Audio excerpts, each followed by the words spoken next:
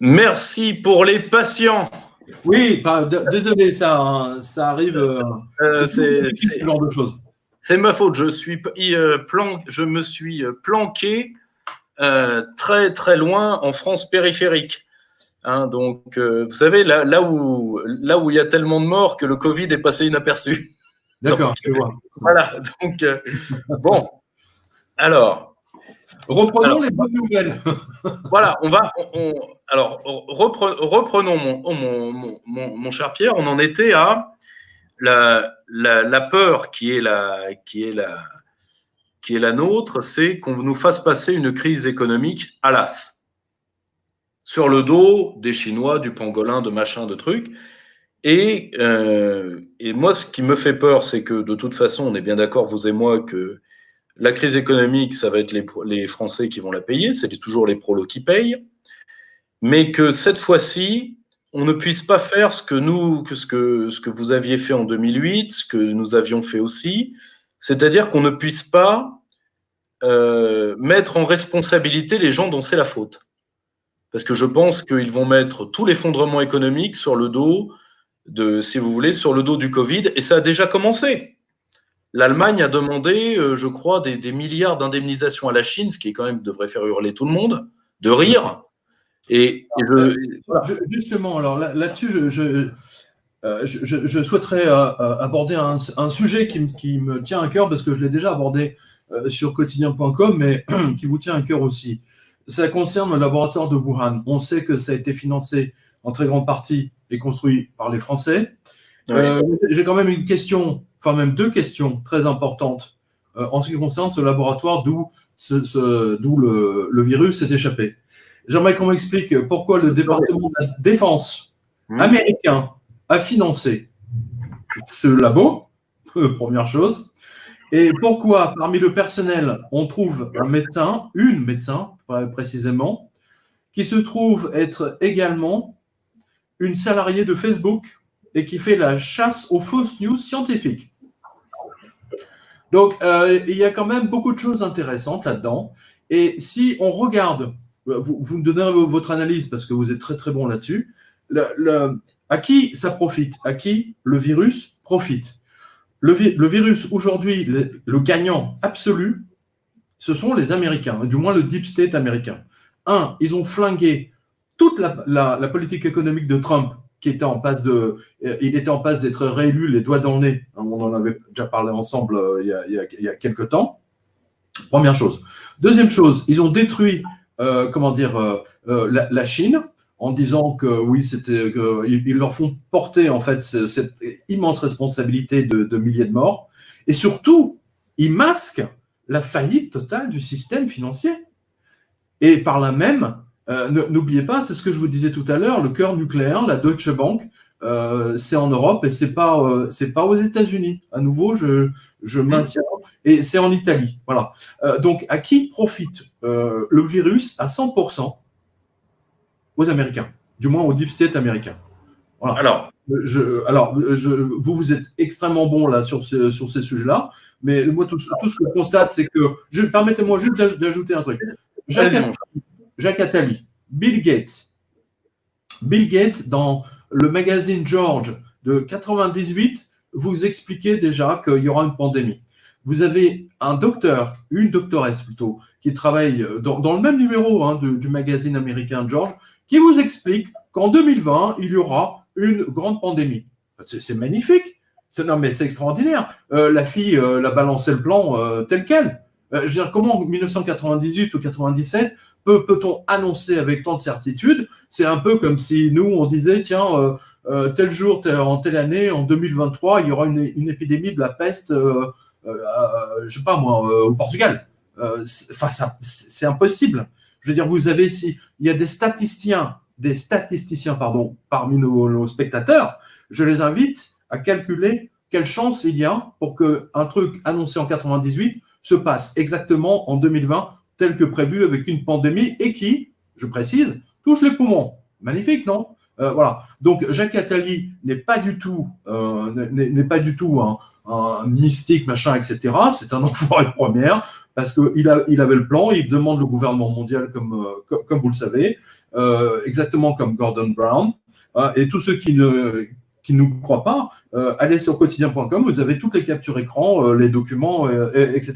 Donc là, il y a quelque chose qui est en train de se passer sous nos yeux. J'ai l'impression, si vous voulez, qu'on est des esclaves. Vous savez, c'est un peu comme ce que disait Raymond Aron, le spectateur engagé. Nous, on est confinés, vous voyez. Et puis, juste une dernière chose. Vous avez vu la manière dont ils ont imposé ce confinement. C'est typiquement les travaux de la CIA sur la torture mentale que Naomi Klein a dénoncé et expliqué dans son livre « La stratégie du choc ». Voilà. Donc, pardon d'avoir été un peu… Très bien. Alors, à titre… moi, je vais raisonner par rapport à toutes les hypothèses que nous avons. Oui. Premièrement, il y a une chose que je tiens à dire. Ce virus, quoi qu'on pense de lui, n'est pas une arme. C'est pas les Chinois qui ont… Parce que si vous voulez attaquer un ennemi avec une arme bactério, vous prenez une arme bactério efficace. Vous prenez un variolique… Vous ne la balancez pas chez vous, déjà. Premièrement, vous ne la balancez pas chez vous, minimum de logique.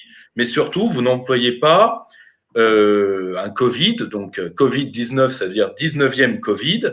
Donc le Covid, c'est une grande maladie des maladies, la grande famille des maladies respiratoires, dont est la grippe, par exemple.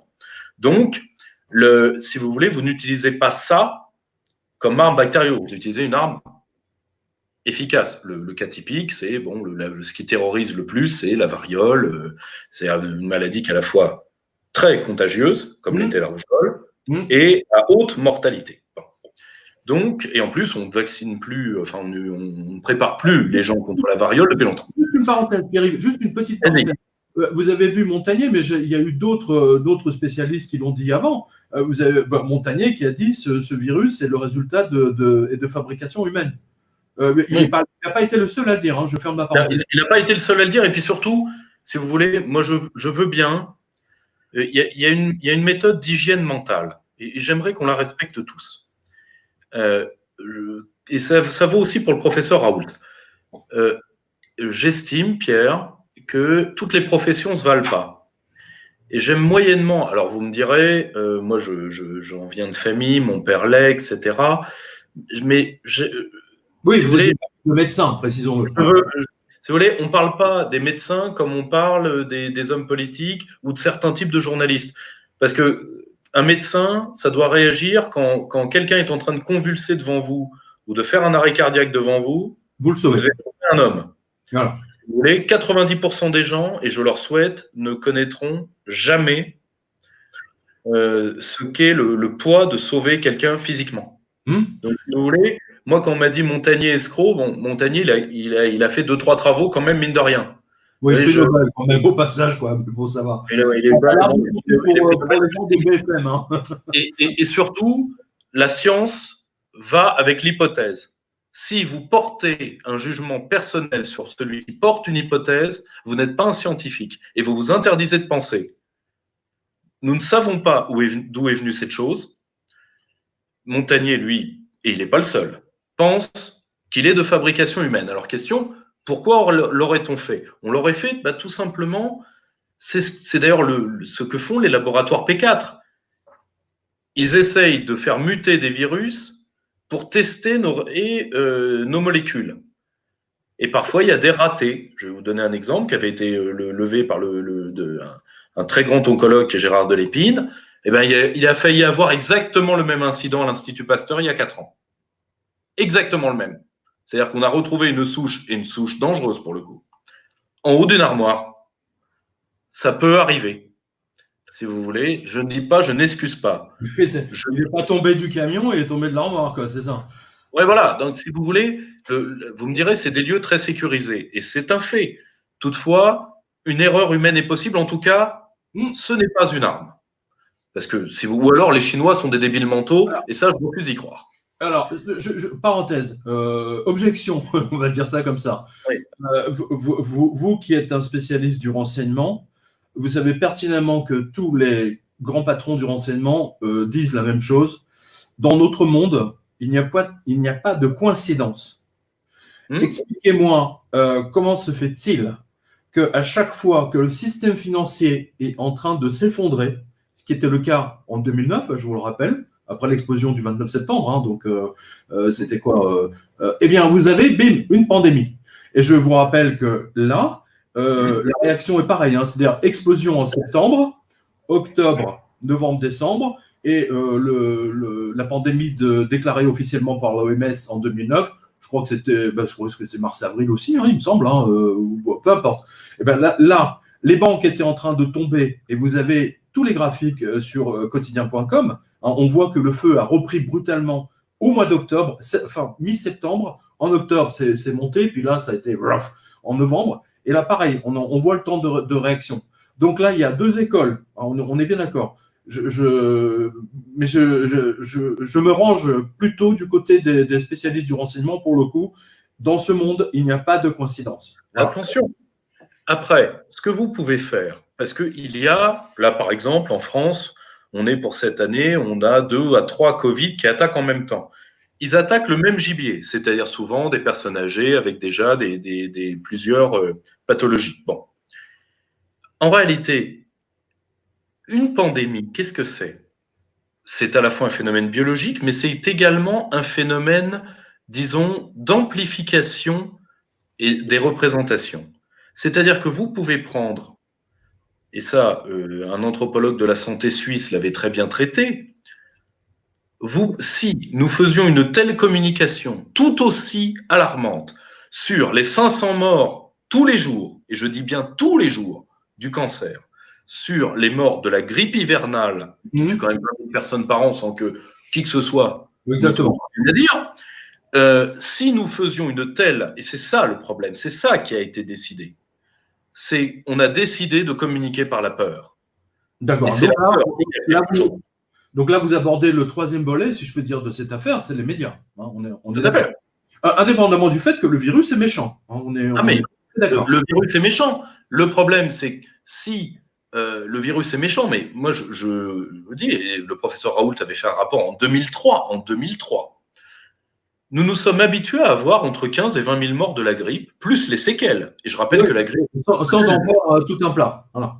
Et on s'est habitué à ça, comme un pays du tiers-monde, on s'est habitué à ça, pourquoi pas, au fur et à mesure que Bruxelles nous a demandé, à 63 reprises, je le rappelle, d'abaisser nos budgets de santé. Voilà. Et entre autres, ça s'est fait dans le nombre de lits. Hein, pour la France, c'est très simple. 150 000, redonnons-le. 150 000. 150 000 lits supprimés, juste pour que la France puisse rembourser les bons du Trésor de ces escrocs d'Américains qui nous endettent avec leur photocopieuse. Non, mais c'est incroyable, quoi. Ils nous endettent avec la photocopieuse et nous, on paye avec nos lits d'hôpitaux. Et on a payé avec nos morts. Là, on a payé avec tous les parents, les grands-parents qui sont morts, qu'on a laissé mourir dans les EHPAD. C'est absolument scandaleux. Excuse-moi, je me suis vraiment énervé là, mais ce gouvernement, c'est un gouvernement de criminels. Voilà, il n'y a pas d'autre mot. Agnès Buzyn qui met la chloroquine. Non, mais attends, c'est génial là. C'est signé. Elle a signé avec son sang. Là, c'est un pacte satanique quasiment. C'est incroyable, quoi. Je veux dire, un médoc qui est en vente depuis des années, depuis 50 ans, mais brutalement, vite, c'est vénéneux.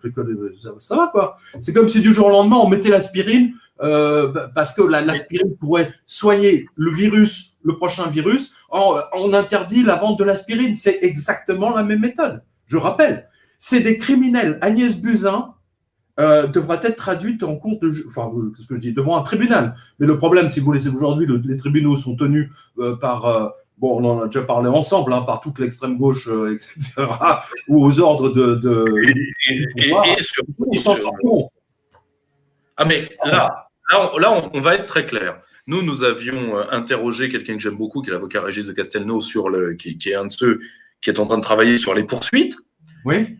Des infractions et des infractions caractérisées, comme l'infraction de sabotage, par exemple. C'est-à-dire des choses rares à caractériser, mais là sont pleinement caractérisées. Ce sont des sabotages, par exemple, dans le code pénal, c'est quelque chose d'extrêmement lourd. Les masques. Les masques. Vous avez des mises en danger délibérées, Madame Sibeth Ndiaye, qui d'ailleurs a une belle tête d'exemple. Il faut qu'elle se méfie, parce qu'entre l'arc-en-ciel Sibeth Ndiaye le blaireau Édouard Philippe, le fusible Agnès Buzyn et le sous-fusible qui est Jérôme Salomon, Emmanuel Macron n'hésitera pas à tous les sacrifier, et y compris d'ailleurs le VRP Véran. Tous ces gens-là nous sont donnés en pâture pour que Macron puisse être réélu. Attendez, il n'y a pas que François Hollande, je vous rappelle que c'est lui qui a supprimé le plus de lits. Tout à fait. François Hollande et de Sarkozy également. Là, c'est pas juste l'équipe de Macron, il ne faut peut-être pas tout lui mettre sur le dos. Macron est à la fois en réalité, Macron est un symptôme aggravant. C'est-à-dire que Macron est une séquelle du virus, le pire qui est l'européisme. Nous avons un nombre de morts, et nous l'attendions malheureusement, vous et moi, à ce moment. L'UE, maintenant, a le sang des Grecs sur les mains, ça fait déjà un bon moment. Elle a maintenant le sang des Italiens et le sang des Espagnols. Pourtant, Dieu sait que l'Espagne a été loyale à l'UE européenne, même à l'Allemagne. Exactement. Et aujourd'hui, c'est le sang des Français, ça y est, ça commence. Avant, on avait les morts invisibles de la construction européenne. Maintenant, on a les morts visibles. Bon, pourquoi pas. Tout à fait, bien vu.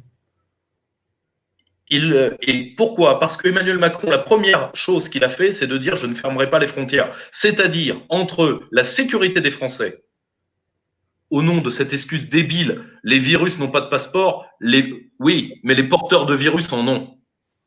Hein, le virus ne prend pas l'avion, c'est le porteur qui prend l'avion. Non, mais vous savez ce qui est extraordinaire de crétinisme. Non, mais attendez, ce qui est extraordinaire avec cette affaire, c'est que nos frontières en ce moment même sont ouvertes, mais vous et moi, on n'a pas le droit de bouger, de dépasser 100 km. Non, mais attendez, mais c'est des tarés. Ils sont malades. Mais le problème, c'est que c'est tellement visible et on a l'impression, si vous voulez, que. Je vais vous donner mon sentiment. J'ai l'impression qu'ils cherchent à humilier psychologiquement les Français à chaque occasion. Je ne sais pas ce que vous en pensez, mais en tout cas, là, c'est le Sibeth Ndiaye, effectivement, un masque, c'est compliqué à faire. Est-ce que les Français sont si stupides que ça? Est-ce que le coefficient intellectuel moyen des Français est au niveau du sien, c'est-à-dire 20 ou peut-être 0, je ne sais pas. Je ne crois pas. Hein, je ne crois pas. Voilà. Donc, il y a une humiliation permanente. Il y a une humiliation des commerçants. L'exemple des fleuristes, on en a parlé en ouverture. Je veux dire, pourquoi l'épicier a le droit de vendre du muguet le 1er mai et le fleuriste n'a pas le droit d'ouvrir? Mais c'est de la folie. C'est de la folie. Et tout est comme ça. Vous avez vu que le gouvernement a demandé à Air France de ne pas vendre de billets qui nous permettraient d'aller, par exemple, de Paris à Nice ou à Cannes ou à Marseille, hein, enfin, ou à Toulon. C'est quand même incroyable, quoi. Attendez, je vous donne un autre exemple. Sur quotidien.com, vous avez un autre graphique qui a été fait par, je crois que c'est le Télégraphe de Londres, le nombre de morts par habitant, hein, parce que c'est ça qui est intéressant. Et qu'est-ce qu'on voit? Israël est le pays qui a été le moins touché. Ensuite, je crois que c'est le Portugal. Enfin, vous avez toute la liste. La France est tout à l'arrière. Il y a quelque chose qui ne colle pas dans cette histoire de virus. Ouais. Et vous regardez les Russes, vous regardez tous les pays de l'Est, la Lituanie, etc., qui vous disent, vous buvez de la vodka, il faut que ça passe. C'est ce qu'a fait la Norvège aussi. Elle dit, voilà, ben, on met une précaution, mais on ne va pas tout arrêter. Et ils ont moins de morts que nous. Ils ont moins de morts que nous. Alors, là, il faut distinguer plusieurs moments. Premièrement, Agnès Buzyn, il faut voir pour nos amis, avant d'arriver sur les conséquences économiques, où je le vois dans le chat, nous sommes attendus très cher.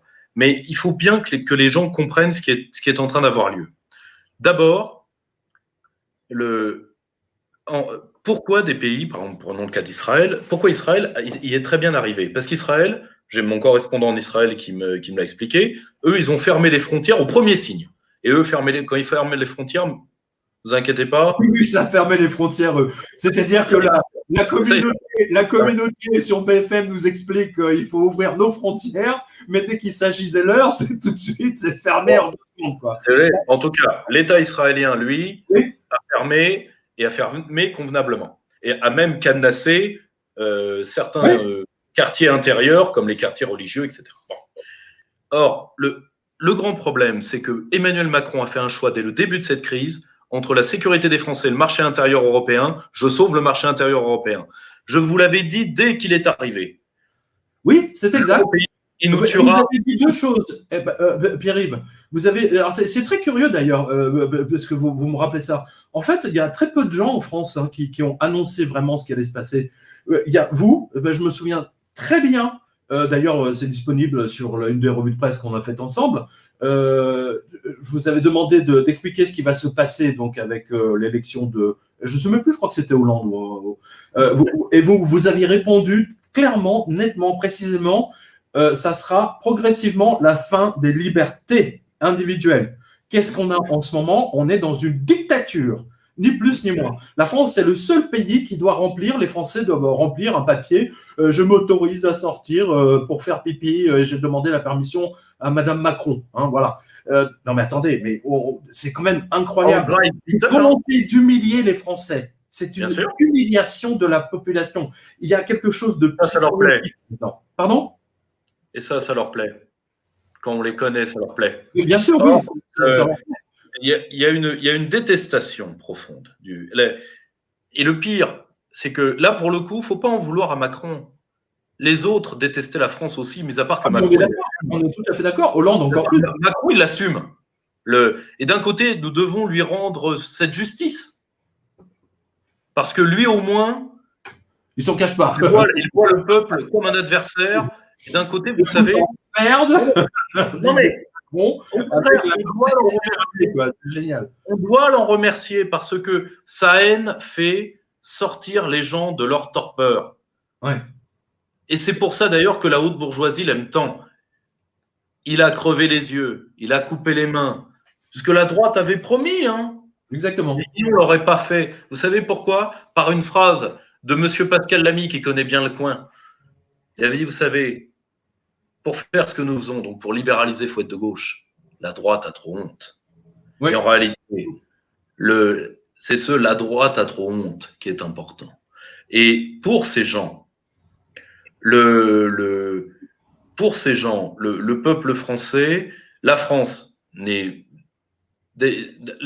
pas grand-chose. D'ailleurs, ils le disent eux-mêmes. Startup Nation. Ça veut dire quoi, Startup Nation? Tiens, justement, rappelez-vous Hollande, dans le livre d'entretien avec les 2 journalistes du Monde, il a parlé Un président ne devrait pas dire ça. Exactement. Il a dit que la France sera fractionnée ou partitionnée. Oui, il parlait de la partition. Alors, vous pouvez expliquer ça à nos spectateurs parce que c'est très important. Ah, mais c'est très simple. Alors, il faut que vous compreniez déjà que Flamby passait 60 à 70% de son temps, ça a été calculé par son propre cabinet, avec les journalistes. Par exemple, le soir du Bataclan, il sort de son bureau avec son conseiller en com. Pas de spécialiste de sécurité intérieure, pas de GIGN, pas de généraux, rien.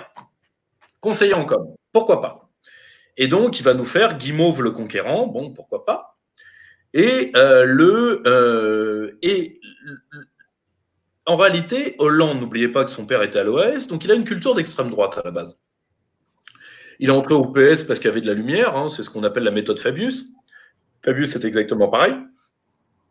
Et en réalité, il cache ses avis profonds, culbutaux, et là, comme il savait que c'était terminé, qu'il n'allait pas se représenter, il s'est permis d'aller un ou deux... il s'est permis d'étaler le mépris qu'il avait de sa fonction, vu qu'il a dit aux 2 journalistes du Monde, tiens, entre la porc et le fromage, tiens, tu sais, j'ai fait une opération homo, tu vois, j'ai fait buter de terroristes. Je rappelle que quand nos services doivent mordre, ça relève du secret défense. Mais a priori, François Hollande avait oublié de dire ça dans la c'est pas grave. Et puis à un moment, il leur dit, ah ouais, mais tout ça, ça va aller à la partition. Alors les journalistes du Monde qui jouent les ravis de la crèche, hein, je vous rappelle... je vous rappelle que pendant que certains essayent de faire de la réinformation sérieuse, la grande presse a d'autres sujets de préoccupation. Le Nouvel Obs, par exemple, vous conseille de... C'était une blague, hein, franchement, je voulais... Non, c'est pas une blague. Non, je vous dis que c'est pas une blague. Le Nouvel Obs vous conseille l'autofellation pour le confinement. Mais d'un côté, c'est le seul... Et il ne faut pas leur en vouloir. C'est le seul circuit court producteur-consommateur que la gauche libérale autorise. Donc, J'ai une pensée pour Claude Perdriel, avec lequel j'ai commencé tout jeune journaliste.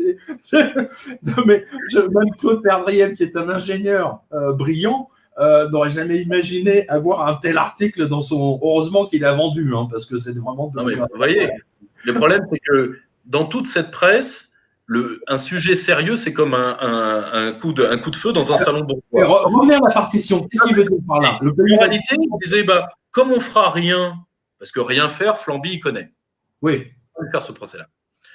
Comme on fera rien, bon, il y aura nécessairement une guerre civile et puis peut-être une partition. Mais il vous dit ça entre la poire et le fromage, Flamby. Il vous balance ça comme ça en le tien et on a une partition. C'est extraordinaire, quoi. Ça lui a échappé. Pour qui connaît un peu François Hollande, qui, je vous le rappelle, a été le plus long secrétaire de l'histoire du Parti socialiste, ce qui prouve que c'est quelqu'un de méchant. Parce qu'il faut être très méchant pour tenir le Parti socialiste, croyez-moi. Et le grand problème, c'est que Hollande, s'il y a une partition, lui, il imagine qu'il sera du bon côté de la barrière, comme toujours. Donc, résultat, ce qui peut arriver au pays. Mais partition, ça veut dire quoi? Ça veut dire le territoire divisé. Très simple. Ça veut dire des enclaves internes au territoire français, des wilayas, comme il y a eu en Algérie. Donc, c'est-à-dire des enclaves étrangères sur notre territoire. Oui. Et avec une administration parallèle, etc. Monsieur Colomb l'avait dit en partant, nous étions côte à côte, nous serons face à face. C'est exact. Et en réalité, ce n'est même pas la guerre civile que ces gens-là attendent. Ils utilisent le spectre de la guerre civile pour garder le pouvoir. D'accord. Parce que c'est ça qu'ils veulent. C'est-à-dire, ils veulent dire aux Français qui aiment la France, et dans lesquels d'ailleurs il y en a aussi dans les banlieues, il ne faut quand même pas non plus. Oui, tout à fait. Si vous voulez, de dire c'est nous, c'est-à-dire c'est nous qui gardons la clé, ou c'est la guerre. Donc, tant que vous continuerez à nous élire grâce au fameux joker magique Marine Penleu, dit la carte de la chèvre crevée, vous pourriez faire élire n'importe qui contre. Tant que vous nous élirez, il n'y aura pas la guerre. Si vous ne nous élisez pas. C'est ça. Donc, en fait, c'est pour ça que Macron, par exemple, à Pâques, c'est pas si vieux que ça, il a totalement oublié, effectivement, de souhaiter une joyeuse Pâques aux catholiques français ou aux chrétiens. Voilà. Allez vous faire bip. C'est extraordinaire. Alors que, par exemple, la maire de Paris, où même Macron, le premier à souhaiter le ramadan, machin. J'ai même vu sur BFM, chaîne de télévision israélienne, je le rappelle, je ne le rappellerai jamais assez. C'est une chaîne de télévision israélienne, elle n'est pas française. C'est problématique, tout à fait d'accord. Voilà, on a vu l'interview d'Apolline Malherbe qui a posé la question. Non mais attends, j'avais honte pour elle, quoi. Je veux dire, où est alors votre look, machin, mais attends, on est en train de parler de sujets sérieux. Qu'est-ce qu'elle en a à battre qu'il ait une barbe? Non mais attends, ou qu'il ait des cheveux, etc. Enfin, ou qu'il ait une bague. Il a une bague. Non mais c'est hallucinant, quoi. C'est hallucinant. Ils essayent. Voilà, la chaîne de télévision israélienne, je rappelle, BFM, Altis, ils ont quasiment les mêmes actionnaires que Gilead, le laboratoire qui doit sortir le. Voilà. Et Raoult a anéanti leur plan. Voilà. Vous mettez les populations sous cloche par la peur médiatique. Ça vous permet d'abord déjà d'éviter qu'on vous demande des comptes sur des conflits d'intérêts, dont le principal dans cette affaire, c'est le conflit d'intérêts c'est la convergence d'intérêts qui s'est fait contre le professeur Raoult. Parce qu'à la rigueur, les gens qui ne veulent pas être soignés et qui ne veulent pas être soignés avec son protocole, ils en ont tout à fait le droit. Parce que la seule chose que Raoult a demandé, c'est la liberté médicale. Absolument. Vous avez demandé que ça. Or, moi je suis désolé, les médecins, parce que les médecins aujourd'hui vivent dans la terreur du Conseil de l'ordre des médecins, qui, je le rappelle, est une institution. Et de procès. Tout à fait. Le Conseil de l'ordre, il faut bien que vous voyez ce que c'est. Ce sont ce qu'on appelle des médecins administratifs, c'est-à-dire des médecins qui ne voient plus de patients pendant un très long moment et qui, disons, et qui font avant tout, je vous donne un exemple, l'actuel patron du Conseil de l'Ordre des médecins est un généraliste du 93 qui est respectable en soi, sans problème, mais il se permet de parler de Raoult, si vous voulez, de quel droit, quoi. Moi, et ça, que personne prenne ça pour un manque de respect, mon père est médecin de terrain. Donc, et médecin de terrain et médecin chercheur en hôpital, ce ne sont pas tout à fait les mêmes métiers. Vous voyez, si vous voulez, vous êtes journaliste, un imprimeur est aussi du monde de la presse, mais vous ne faites pas le même métier. On est d'accord. On est bien d'accord. Bon, donc, en réalité, la seule chose que Raoult a demandé, c'est la liberté médicale, qu'on le laisse soigner ses patients. A priori, chez lui, les patients survivent. Non, mais justement, Pierre-Yves, vous voyez bien que les médias ont été utilisés. Et d'ailleurs, j'ai publié sur mon fil Twitter quelqu'un qui a fait il y a à peu près 30 ou 40 profils Twitter différents, bien sûr, et qui utilisent quasiment, qui font du coupé-coller avec les mêmes fautes d'orthographe, le même début de phrase, etc. Ça doit être fait au Maroc ou en Tunisie ou Dieu seul sait où, pour démolir le processus du professeur Raoult. Et moi, en tant que journaliste, si vous voulez, ce qui est étonnant ici, c'est qu'on voit bien qu'il y a un cabinet noir à l'œuvre pour démolir Raoult et pour sauver les fesses des actionnaires de Gilead, dont BlackRock. Et là, on retrouve, je rappelle que Macron a donné nos retraites à BlackRock en disant formidable, mettez votre argent, mettez votre retraite dans le cours des actions à Wall Street. Ben, on a vu ce que ça a donné au mois de mars, moins 40% dans la gueule. Donc c'est moins 40% sur vos retraites, si vous acceptez ça. Donc vous voyez, il y a quelque chose de fondamentalement tellement pourri. Et ça se voit maintenant. D'ailleurs, là, ce qui m'étonne, c'est qu'ils se cachent même plus. Donc ils sont sûrs de leur coup. Non, mais justement. Revenons sur le terme Startup Nation. Les gens n'ont pas analysé. C'est quoi, dans l'esprit de la plupart des gens, c'est quoi une startup? C'est quelque chose que vous faites grandir et qu'après vous vendez pour avoir des rentes. Et en réalité, Macron ne vous a pas parlé de la France. Il vous a parlé de ce qu'il entendait faire du pays. Voilà. C'est-à-dire, il fait grandir, il vend, et lui, il rêve d'être milliardaire. Il en a, le pays, de toute façon, le pays, il en a strictement rien à foutre. La preuve, quand la preuve, enfin, si vous voulez, les gilets jaunes l'ont compris. Les moins que rien, les analphabètes, etc. Ou un costume, je ne sais plus. Enfin bon, il les a accumulés. Voilà, il les a accumulés. Il y a un mépris de classe qui est tellement puant que c'en est choquant. Enfin, je sais pas, je j'ai jamais vu ça, quoi.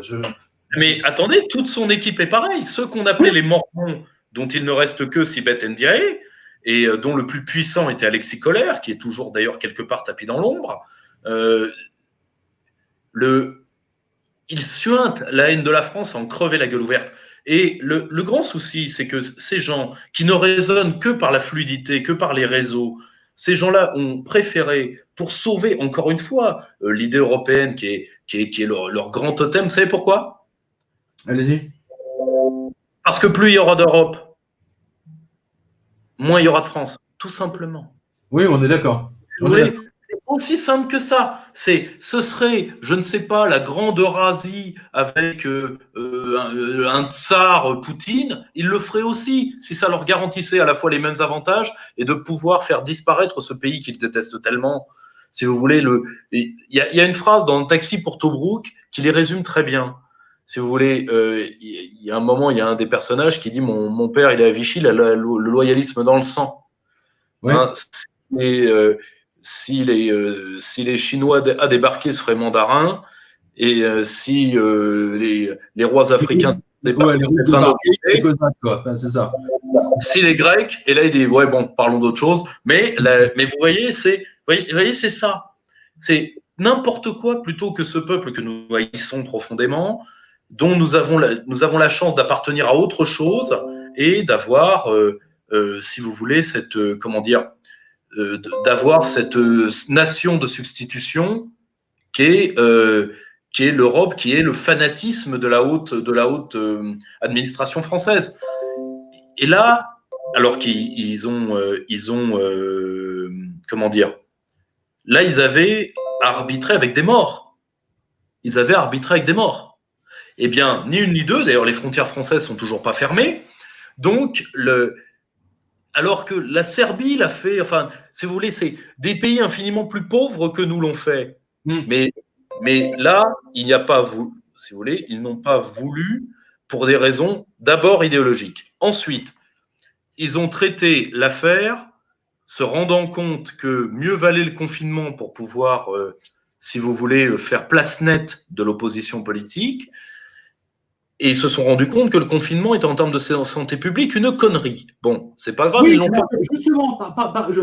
justement, je veux faire parce que je vais revenir là-dessus dans la revue de presse de lundi, mais j'attire l'attention de nos spectateurs, lecteurs, qu'on nous a dit, et je pense que vous serez d'accord avec moi là pour le coup, on nous a dit il faut rester confiné, restez chez vous. Et moi, je vois passer une dépêche Reuters ou je ne sais plus laquelle. Alors, je ne sais plus dans quelle prison, mais je crois que c'est à New York, où vous avez 80% de la population carcérale qui est atteinte du Covid. Alors, attends, qu'on m'explique comment c'est possible, puisqu'on nous dit c'est le confinement. Vous ne pouvez pas être plus confiné qu'en prison, hein, c'est clair. Donc là, il y a fondamentalement un sacré problème, un sacré mensonge. Je veux dire, ça m'est apparu, j'ai dit, mais attends, mais ils se foutent de notre gueule, quoi. Je veux dire, c'est normalement. On nous a expliqué confinez, restez chez vous et le virus ne va pas se répandre. Et là, vous avez dans toutes les prisons les mecs qui sont complètement tous atteints. Et d'ailleurs, vous avez vu, Madame Belloubet a libéré les prisonniers à cause de ça. Donc les prisonniers, eux, on les libère et les Français, on les met en prison. Mais est-ce que vous réalisez l'absurdité, l'insulte, l'humiliation de cette. J'allais dire. Je vais vous donner un exemple très précis pour vous faire voir à quel point je la mesure. La sorcière rousse, là. Hein, je vais vous dire à quel point je la mesure. Est-ce que vous vous rappelez du petit marin? Un gosse qui s'était interposé lors d'une agression et qui a été quasiment battu à mort et qui va rester handicapé à vie par une petite frappe de merde. Et bien, la petite frappe qui devait passer 7 ans en prison, on a passé 3 et demi et vient d'être libéré par Madame Belloubet au Covid. En effet, oui, voilà, c'est une humiliation systématique. En fait, on voit bien, si vous voulez, qu'ils veulent. C'est une humiliation psychologique. Et je peux vous garantir que ce confinement va donner lieu à des problèmes cardiaques, à des problèmes de réadaptation à la vie normale. Je pense qu'il y aura beaucoup plus de blessés et même de décès à la sortie de confinement que pendant. Non, mais je suis très sérieux. On a aussi l'association des pédiatres vient déjà de faire des communications alarmistes qui d'ailleurs n'ont pas eu l'air de faire peur à qui que ce soit sur les problèmes psychologiques des gamins qu'on va mettre des semaines, voire des mois. Les équipes pédagogiques vont mettre des mois à les éponger. Si vous voulez. Et en plus, si vous parlez de sécurité internationale, nous avons nous avons des comment dire des vadémécum en cas de grandes épidémies. Bon. Oui. Dès 2016, à peu près, énormément de pays, disons, avaient les mêmes. D'ailleurs, ils ont été appliqués en Corée du Sud, à Singapour, etc. Bon. Et c'est pour ça qu'on a des épidémiologues de génie, type Raoult, etc., parce que ces gens-là ont fait des vadémécum pour résister à ce type de pandémie qui sont disponibles depuis des années et que des tas de pays ont fait. Et la preuve, le Sénégal l'a très bien fait, la Côte d'Ivoire est en train de le faire relativement correctement, le Kenya est en train de bien le faire. Donc, si vous voulez, faut pas être super riche ou avoir une élite hors du commun que le monde entier nous envie. D'ailleurs, si vraiment je lance un appel au monde, je lance 2 appels. Au monde ou non, au monde, les vrais gens du monde. Je lance 2 appels. Si vraiment vous admirez Jupiter, vous pouvez venir le chercher. Ça nous fera beaucoup de mal, mais on vous le donne. Et d'ailleurs, 2e appel, on peut vous donner Manuel Valls aussi. D'accord. 3e appel. Ouais, alors je me greffe sur l'appel. Et je reviens sur ce qu'on a dit tout à l'heure de cette organisation du virus, parce que mon sentiment, si vous voulez, que c'est pas du hasard. J'ai vu, je crois que c'est dans alors je sais plus si dans l'Express, Le Point, peu importe, vous le retrouverez. J'ai vu qu'en fait le ministère de la Santé français, donc Monsieur Véran, a confié à une société d'études américaine pour comment dire, pour gérer la crise de cette grippe en France. Attendez, on n'a pas assez de docteurs, de médecins, d'épidémiologues en France. On est obligé de le donner à un cabinet genre Standard & Poor's pour l'équivalent de la comptabilité. Mais il y a vraiment un problème. C'est de la trahison, c'est de la haute trahison, à nouveau. Non. Et bien là, mon cher Pierre, vous touchez du doigt le cœur atomique du problème, qui est, si vous voulez, si on parle du tréfonds de notre culture, nous venons d'une grande matrice culturelle qui est, entre autres, la Grèce antique et l'Empire romain. La Grèce antique avait une vision très claire du mal absolu en politique. Le mal absolu en politique, c'est pas la dictature. La dictature, d'ailleurs, est une fonction romaine. C'est même pas la tyrannie qui est honnie des anciens, c'est la xénocratie, c'est le pouvoir de l'étranger. Or, nous avons aujourd'hui une élite xénocratique, c'est-à-dire que à chaque chose, elle préférera l'étranger au sien. C'est ça. Tout le temps. C'est de la trahison. C'est de la trahison. Ce sont des machines à trahir. Et d'ailleurs, oui. Sans même l'intellectualiser. Sans même l'intellectualiser. Il trahit. Comment est-ce qu'on en est arrivé là? Comment le système politique, ça c'est votre spécialité, comment le système politique français en est arrivé là? Enfin, c'est incompréhensible. Bon, vous me direz, vous avez écrit, en étant votre directeur littéraire, hein, parce que vous avez écrit l'enquête sur la loi du 3 janvier, ça, je l'ai lu et j'ai bien vu, si vous voulez, que ça avait commencé avec Giscard d'Estaing. Hein, beaucoup de gens disent ouais, c'est Pompidou. Non, c'est pas Pompidou, c'est ni la Banque Rothschild d'ailleurs. Là, pour le coup, ils ont pour rien. C'est Giscard d'Estaing et son équipe qui a vendu, qui a imposé la loi du 3 janvier. Hein, voilà. Et donc, on voit bien dans votre livre, on le voit très bien, parce que vous avez interviewé des gens qui étaient là à l'époque dans le cabinet et qui disent la France, c'est terminé. On l'efface, c'est comme une éponge. Vous savez, c'est comme des formules mathématiques sur un tableau, et ensuite vous avez une éponge mouillée, et vous effacez. D'ailleurs, c'est fini, on l'efface. C'est une phrase de Jérôme Monod, bras droit de Jacques Chirac. Ben voilà. Jérôme Monod. Donc, qui nous a délesté de sa présence depuis, qui a très bien fait. Mais le grand problème, c'est ils ont en réalité, d'où ça vient? Je reprends votre question. Ça vient de 3 choses. Premièrement, le système politique français de la Ve République n'a pas, et ça Olivier Guichard, grand gaulliste, le disait très bien, il avait raison, n'a pas été, contrairement à ce que croient les gens qui ont une lecture superficielle de notre Constitution, je suis désolé de le dire, et Dieu sait que j'admire la Constitution de la Ve République, notre vie politique n'a pas du tout été, disons, aménagée par le gaullisme, mais par l'anti-gaullisme. Parce que le gaullisme, c'était les gens qui bossaient. Et ceux qui faisaient de la politique politicienne… Qui ont risqué leur vie. Et ceux qui faisaient de la politique politicienne, c'est… Ils n'ont jamais risqué leur vie, on va dire ça comme ça.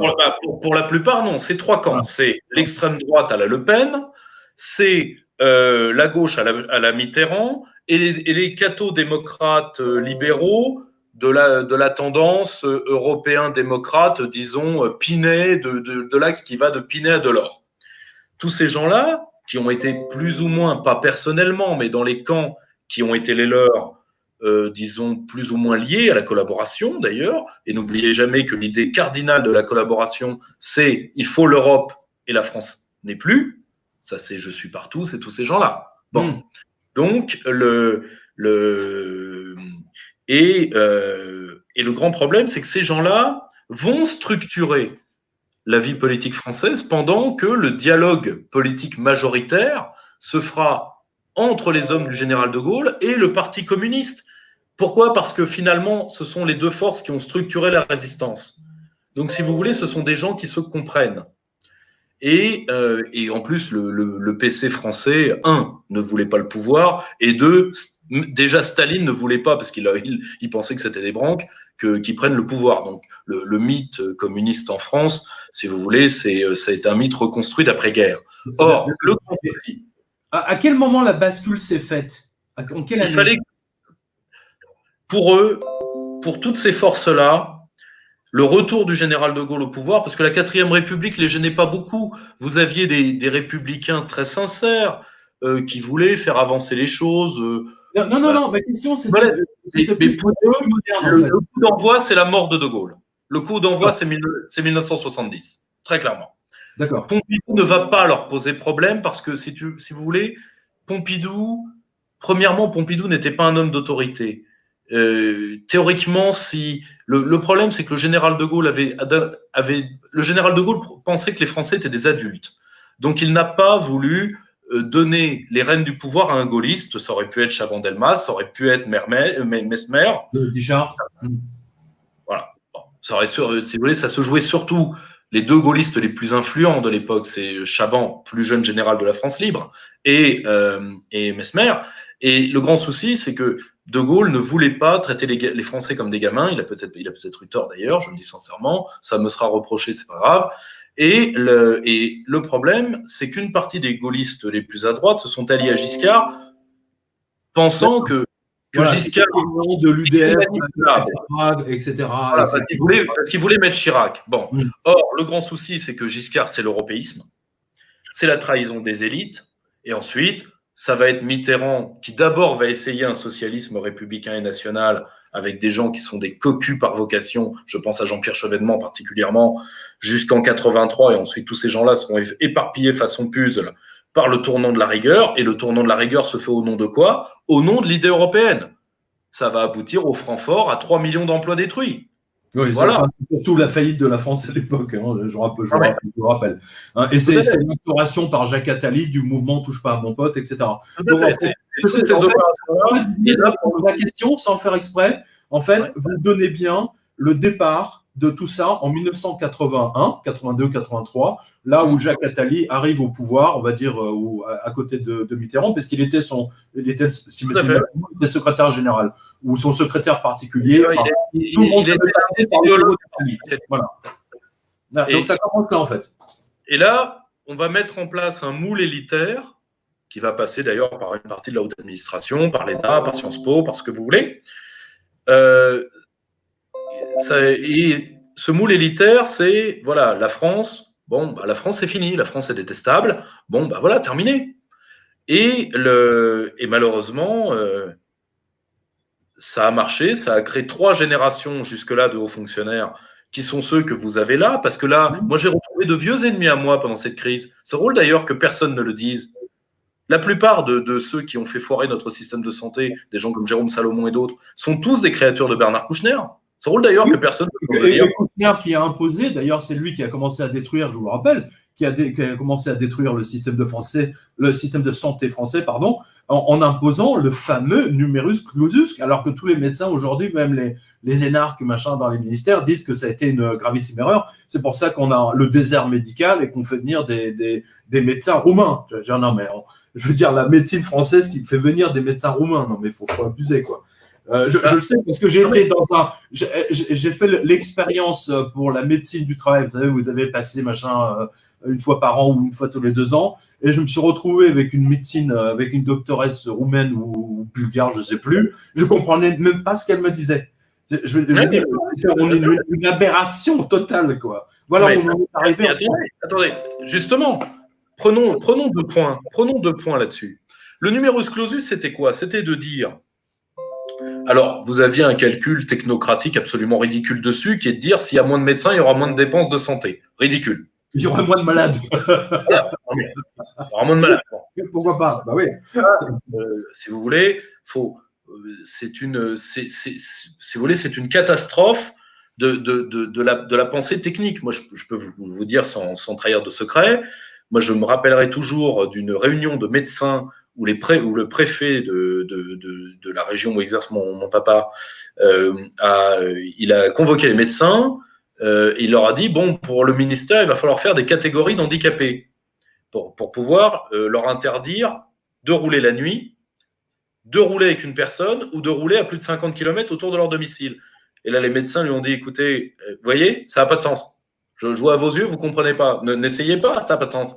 Et les médecins lui ont dit, écoutez, un handicapé, il n'y a pas de catégorie d'handicapé. On ne soigne pas un aveugle comme on soigne un grand sourd, et un mec qui est manchot ne doit pas être pris en charge comme quelqu'un à qui on a coupé les jambes. C'est pas la même chose. Oui, mais si. Oui, mais non. D'accord. Et là, ce sont des bugs technocratiques. Et là, vous en avez eu d'autres. Ce bug technocratique, c'était le numerus clausus, comme ça les médecins ne feront pas les médecins ne feront pas de dépenses de santé. Pourquoi pas? Bon, ridicule. Mais vous aviez une autre raison au numerus clausus, qui était de tarir le vivier de recrutement de la droite, qui se fait souvent par les réseaux Rotary Club, etc., de médecins de province. D'accord. Ah oui, j'aurais jamais pensé à ça. Ah oui, d'accord, les loges maçonniques, le Rotary, le machin, le truc. Oui, mais c'est logique, c'est la province. La province, bien sûr. Vous voyez, c'est vicieux, hein, le Parti socialiste. Ah, c'est très, très vicieux. C'est très, très vicieux. Et donc, si vous voulez, c'est une, comment dire, le numerus clausus, par exemple, est un des exemples parmi d'autres de la manière dont on a foutu en l'air la médecine en France.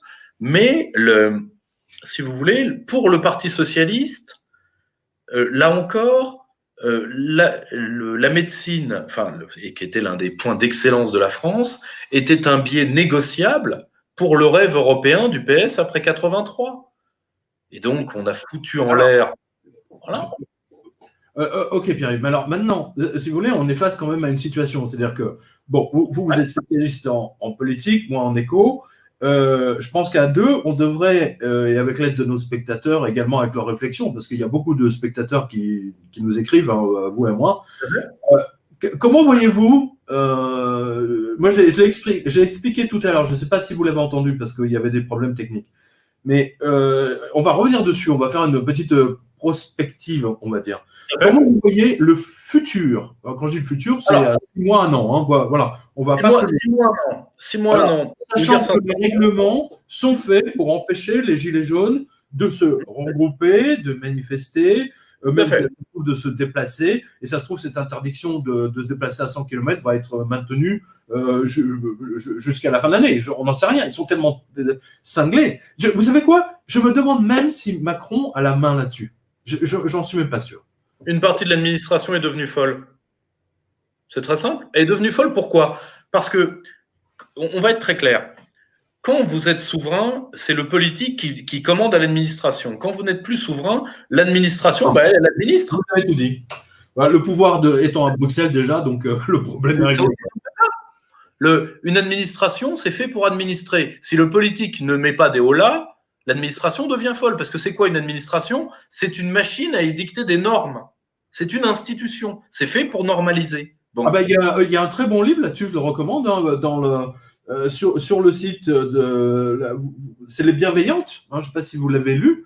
Là, les Bienveillantes, on voit bien de Little, en effet, on voit bien comment une administration allemande devient folle. Hein, c'est effectivement ça. Ils sont devenus fous. C'est pour ça d'ailleurs qu'il n'y a aucun ministre. C'est pour ça que Macron dit un truc, et le lendemain, il est contredit par un Premier ministre, par son Premier ministre. Ensuite, il est contredit par son ministre de l'Éducation, ensuite par le ministre ils se contredisent tous les uns les autres, donc vous avez raison. Ils ont perdu le contrôle total. Mais total, véritablement. Il y a quelque chose qui est étonnant. Donc, si vous voulez, on va avoir... Ça fait peur. Et ça fait peur. Mais ça fait peur pour le pays. Il y a encore heureux qu'on ait peur. Sur la table. Encore heureux qu'on ait peur. Parce que, si vous voulez, moi je le dis sincèrement, je serais britannique à ce moment-là. Je serais beaucoup plus rassuré parce qu'en face de moi, j'ai Boris Johnson. Alors qu'en face de moi aujourd'hui, j'ai un homme dont je sais qu'il fera tout pour sauver l'UE, qu'il rêve de donner ce qui reste de la France à d'autres pays, et particulièrement l'Allemagne, qu'il a une détestation des Français, qu'il est entouré de débiles ou de semi-débiles, ou de gens qui sont aussi dangereux que lui. On va y venir dans le cadre du remaniement qui arrive, et à qui, je le dis, à titre personnel, je ne parierai pas ni mes parties vitales ni mes parties reproductives sur la santé mentale d'Emmanuel Macron. Je le dis. Là, j'invite nos spectateurs, après notre entrevue, de retrouver sur YouTube ou sur le site du Financial Times l'entretien que Macron a donné aux 2 journalistes du Financial Times il y a à peu près 23 mois. Mais attendez, moi j'ai interviewé des milliers de personnes au cours de ma carrière, je veux dire des milliers et des milliers. Je peux vous dire que là, il n'était pas dans son état normal. Hein. Je pense qu'il a dû lire beaucoup de littérature colombienne avant de lire il a lu ligne par ligne de Gabriel Garcia Marquez, vous voyez, 100 ans de solitude, vous voyez. Ben là, c'est 100 ans de solitude à l'Élysée. Hein. Je peux vous dire que. Non, mais ça fait un trait présidentiel multivitaminé en aérosol, voyons. Mais là, donc, non. Attendez, mais c'est grave. C'est gravissime. Si vous voulez, la seule chose, si vous voulez, c'est que bon, moi, j'ai malheureusement le tempérament d'un grand calme parce que si je m'énervais, j'arriverais pas à me calmer, donc le mieux vaut que ça reste. Mais le grand souci, c'est qu'on est face. Voilà ce qu'ils vont avoir dans la tête. La Macronie pense que de toute façon, business as usual. C'est-à-dire qu'ils vont nous offrir quelques têtes, mais pour eux, il ne s'est rien passé. Mais il faut que nos spectateurs se le mettent dans la tête maintenant. D'accord, carrément. Il ne s'est rien passé. Rien. Il y a juste un génocide, mais à part ça, ça va. 29 000, voilà, il y a un petit génocide. Ouais. Bon, bah, c'est pas bien. On va être très clair. Pour eux, qui est mort? Sinon. Weber, c'est-à-dire rien. Pour eux, il y a 2 des leurs qui y sont morts. Devedjian, Weber. Bon, point. Merci, Pangolin. Mais mis à part ça, si vous voulez, faut bien que vous le compreniez. Ils ne sont pas, ils sont dans eux. Ce qui compte pour eux maintenant, c'est bon. Comment on fait réélire le petit? Là, vous avez une division entre 2 clans de la Macronie. Dire Marine Le Pen, il a besoin de la mère Marine. Non. Là, ce qu'il fait là, maintenant, à l'instant où je vous parle, c'est sa campagne de premier tour. Pourquoi? On y revient. Et c'est pour ça qu'il fallait à tout prix envoyer le premier tour des municipales. D'accord. Parce que c'était un test pour Macron. Le test de l'enracinement d'En Marche. Oui, bah 0. Eh bien, justement, qu'est-ce qui s'est passé au municipal? C'est la pire élection depuis 2001 pour le Front National. Marine Le Pen recule partout. Bien sûr. Très mauvais signe pour le président. Très mauvais signe. La droite se maintient. Le PS revient. Oui. On va dire que les gens sont désespérés, hein, désemparés. Les gens sont désespérés. Ouais. Or, le problème, c'est que Macron n'arrive pas à enraciner son parti. Aïe. Ça ne marche pas, ça ne prend toujours pas. Donc, qu'est-ce que Macron va vouloir faire? Très simple. D'où le bruit de gouvernement d'union nationale avec tous les pays. La question, donc vous êtes bien etc. Vous allez voir. On est d'accord que quand vous n'arrivez pas à vous enraciner, eh ben le plus simple, c'est de prendre le contrôle d'un appareil qui, lui, l'est. Oui, bien sûr. D'accord. Bon. Eh bien, d'où l'utilité de Nathalie Kosciusko-Morizet et de toute la bande. Non, mais attendez. Valérie en ce qui concerne, pardonnez-moi, mais Valérie Kosciusko-Morizet, là, mais c'est rien, c'est nada. La FNAC. C'est quoi? Attendez, je vous donne un exemple. Pardon? Et Édouard Philippe, mon cher, c'est quoi? C'est rien. Macron ne veut rien autour de lui. Il veut juste. On va dire que est un peu mieux installé que la Kosciusko-Morizet. D'accord. Écoutez, je vous donne un exemple à nos spectateurs ça va les amuser. La FNAC à Paris, une très très grande FNAC à Terne, avait annoncé 15 jours avant, avec une affiche de, je sais pas moi, 20 mètres sur 8, grande signature, grande dédicace, Kosciusko-Morizet, machin, etc. Événement FNAC de 14h à, je sais pas, genre 16h. Partout des affiches, enfin bon, la FNAC a mis vraiment du sien.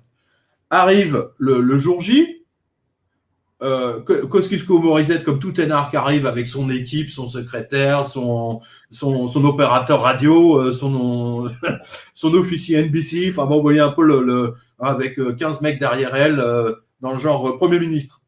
Elle monte au 4e ou 5e étage où se trouve la dédicace. Et là, drame. Personne. Oui, je sais. Il y avait deux mecs qui passaient là et qui se sont arrêtés pour écouter ce qu'elle allait dire. Ça a été tellement humiliant pour Kosciusko Trottinette qu'elle s'est barrée au bout d'un quart d'heure ou 20 minutes. Et vous pouvez même le retrouver dans les archives du Canard enchaîné qui en a fait des gorges chaudes. Si vous voulez, ça vous montre bien que ces gens ne sont pas effectivement installés. Le peuple n'en veut pas. Tout simplement. S'il met la trottinette, s'il la met au gouvernement, mais c'est encore une humiliation supplémentaire. C'est des gens qui n'ont aucune légitimité, qui ne sont même pas reconnus par les Français. Justement. Et encore un énarque, je précise. Hein. Le but de Macron, psycho, quoi. C'est pas NKN, si vous voulez. Il a balancé le nom de NKM, mais il aurait pu balancer celui de Pécresse ou n'importe qui. Si vous voulez, ce qu'il voulait viser, c'est le centre droit. D'accord. Et en réalité, l'opération qui va être celle de Macron, je pense, alors je peux me tromper, nous verrons. Je pense qu'il nous offrira la tête d'Édouard Philippe. Au passage, je l'ai déjà dit à un de mes camarades que j'ai interviewé, mais je le répète. Moi, je suis un enfant de la campagne de Basse-Normandie. Donc, que vous n'aimiez pas Édouard Philippe, vous avez raison. Mais arrêtez de le comparer à un blaireau. Les blaireaux sont des petites bêtes très utiles. Foutez-leur la paix. Merci. Donc,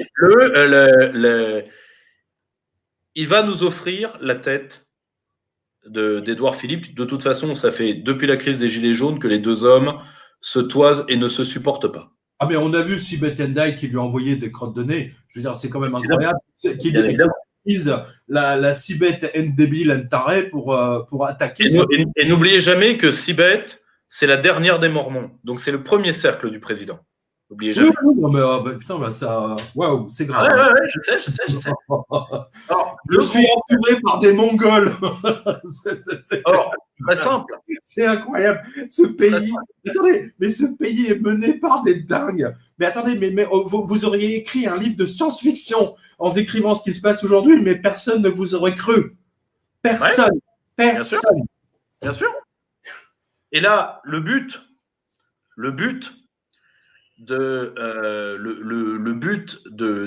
Macron, ça va être de satelliser la partie européiste des Républicains.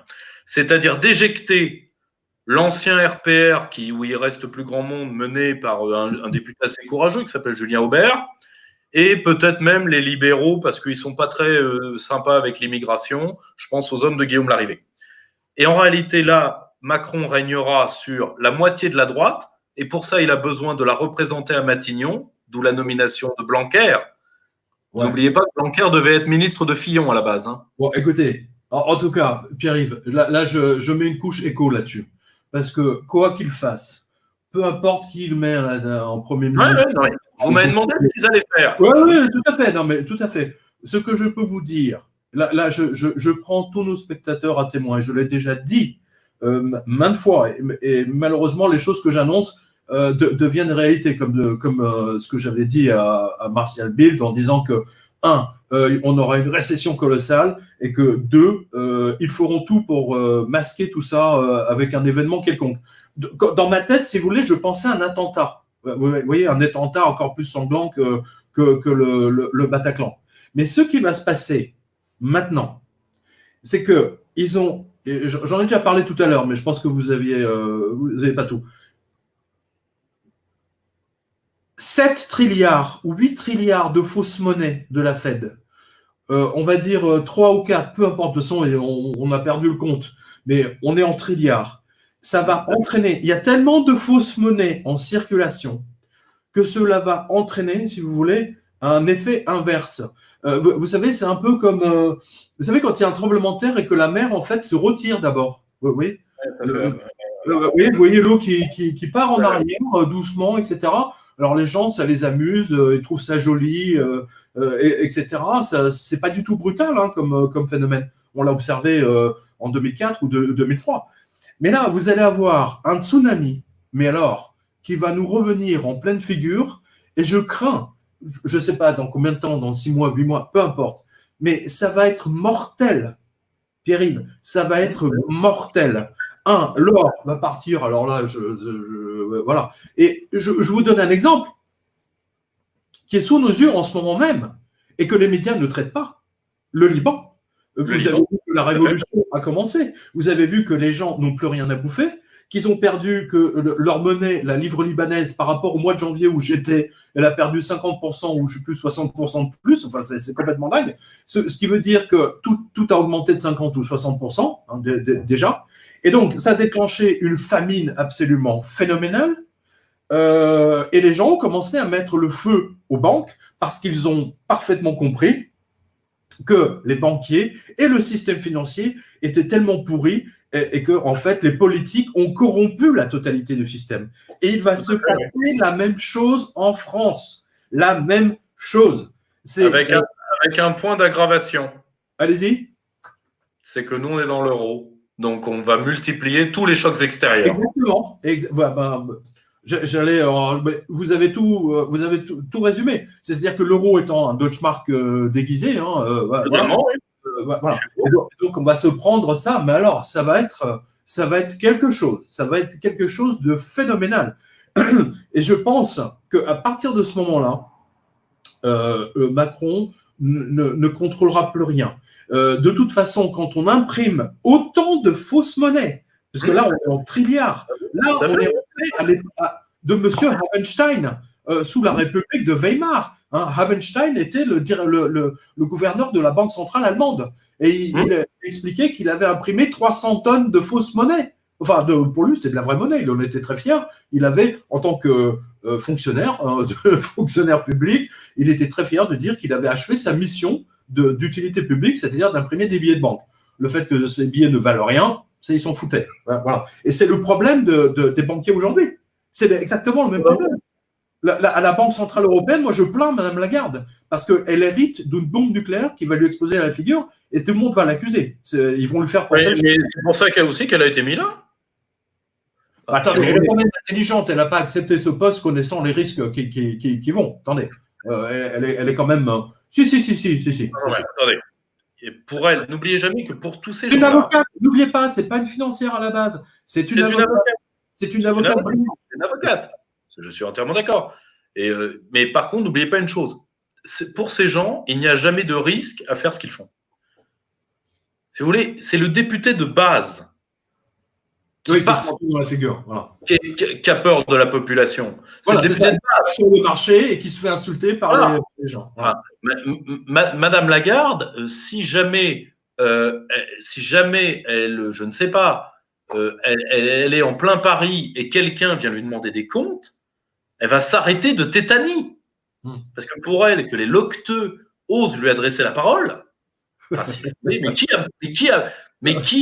a permis à ces gens qui a permis à ces gens d'avoir autre chose que de crever sans un son? Mais si vous voulez, pour avoir croisé moins que rien. Si vous voulez, le terme, à un moment, il faut. C'est dans leur. Comme historien des idées politiques, je peux vous dire que les grands auteurs doivent d'abord être lus dans leur correspondance privée, parce que c'est là où ils se lâchent. Eh bien, les petits politiques, c'est pareil. Si vous voulez tout comprendre de François Hollande, il faut analyser le terme sans nom.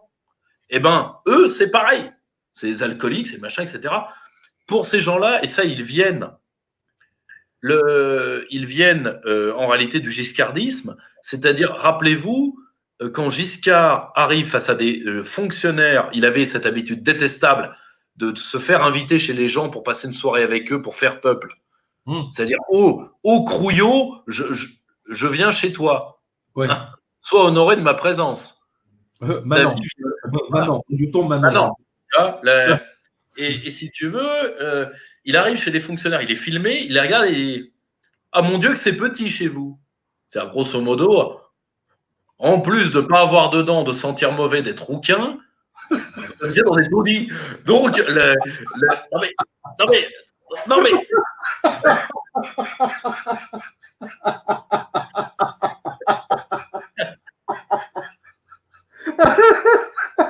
Non, mais c'est tout à fait ça, Giscard d'Estaing. En plus, il avait modifié le protocole, rappelez-vous. Il avait modifié le protocole de l'Élysée pour que pour que personne ne puisse s'asseoir. Il devait d'abord s'asseoir, sa femme ensuite. Oui, tout à fait. Voilà. Et ensuite, ses ministres, ainsi de suite, quoi. Le protocole de Versailles. Et donc, si vous voulez, pour revenir, pour eux, la grande crise, c'est très simple. N'oubliez jamais que dans leur esprit, l'économie, les choses sérieuses, etc., c'est donné à l'Europe.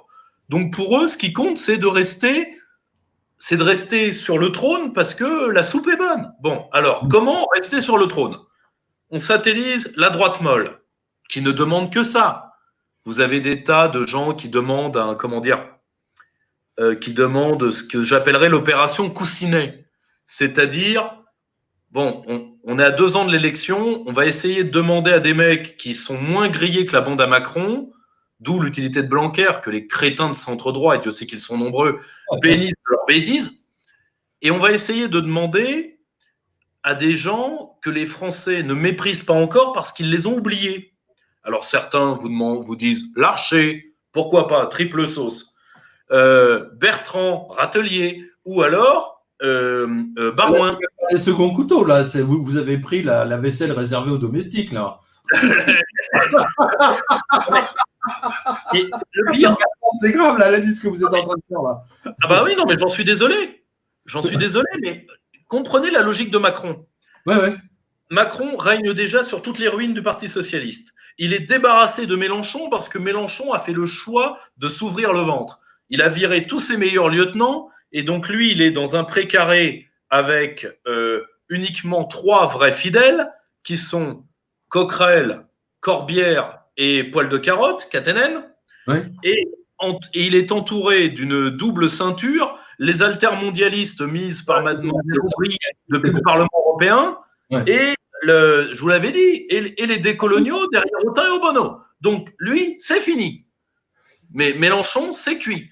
Or, il y a surtout qu'avec Obono, quand elle fait ses un seul homme à gauche. Alors après, vous me direz, il y a Ruffin. Ruffin, j'y crois pas parce que le problème de Ruffin, c'est qu'il est cyclotimique, dépressif, et nul ne sait.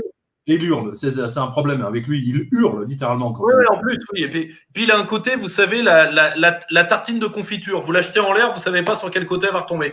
Bah, lui, c'est exactement pareil. Et puis de toute façon, il n'a pas de troupe, il n'a pas d'homme. Il faut quand même se le mettre dans la tête. Or, il n'y a qu'un seul homme à gauche qui peut faire peur à Macron, qu'on aime ou pas ce personnage, et Dieu sait que j'ai bien des trucs à lui dire, c'est Monsieur de Montebourg, qui vient de donner 2 interviews. Oui, c'est exact. Qui vient de donner 2 interviews très claires. Je ne sais pas ce qu'est la France. Je ne sais pas ce qu'est la gauche, mais je sais ce qu'est la France. Ok, on a compris. D'accord. Mais n'oubliez pas que Jacques Attali avait annoncé dans une interview, que Macron était sa créature, selon votre formule. En gros, il avait raison. Voilà, j'aime bien cette formule, c'est la créature. C'est d'un côté français. Il avait en partie raison. Oui, tout à fait. Et Jacques Attali avait annoncé que le prochain président, ça sera une femme. Donc, il a dit une femme. Et moi, je pense que la seule alternative qu'ils auront, c'est effectivement Christine Lagarde. Attention. Alors, si on continue à balayer. Personne d'autre. Personne. Si on continue à balayer, il va revenir, si vous voulez, et je le dis pour ne pas que les internautes comprennent, moi, j'ai bien des choses négatives à dire sur Arnaud Montebourg. Je dis juste que c'est l'un des seuls hommes à gauche qui a les hommes. Puisque c'est patriote. Ça, j'en sais absolument rien. En tout cas, il sait le mimer. Oui. Bah, rappelez-vous, acheter français, machin, avec sa marinière. Mais en tout cas, il a des hommes et il peut avoir la volonté. Donc, ça reste un candidat. Et je pense que le PS, bon, Olivier Faure, tout ça, on va déblatérer. À la rigueur, ils vont nous resservir Bilal, enfin Benoît Hamon, donc le vendeur de chichons. Ou alors, pire, ils vont nous ramener Gogolène. Bon, pourquoi pas. Pourquoi pas, mais là, si vous voulez, c'est le cimetière des éléphants. Bon, en fait, on est en train de décrire un paysage français qui a été nucléarisé. on peut manger par terre, comme hein, rappelez-vous. C'est Lyonnais. feu, chaleur et lumière. Hein, vous vous souvenez de ça? Chaleur et lumière. Non, mais là, après Fukushima, quoi. Et Macron le sait, nous nous dirigeons vers une élection trop plein. Pourquoi? Parce qu'il va avoir beaucoup de candidats au tout début et qui vont s'entre-éliminer. Attendez, le PS a quand même fait des études pour savoir si Bernard Cazeneuve devait y aller. Ah oui, quand même. B2, Cazeneuve. Ah oui, le Grand Orient. Excusez-moi. Alors, qu'est-ce qui reste? Il va rappeler Bayrou, à mon avis, pour siéger dans un coin, parce que Bayrou, c'est le sparadrap du capitaine Haddock. Bon, ça, c'est pas grave, ça pèse rien.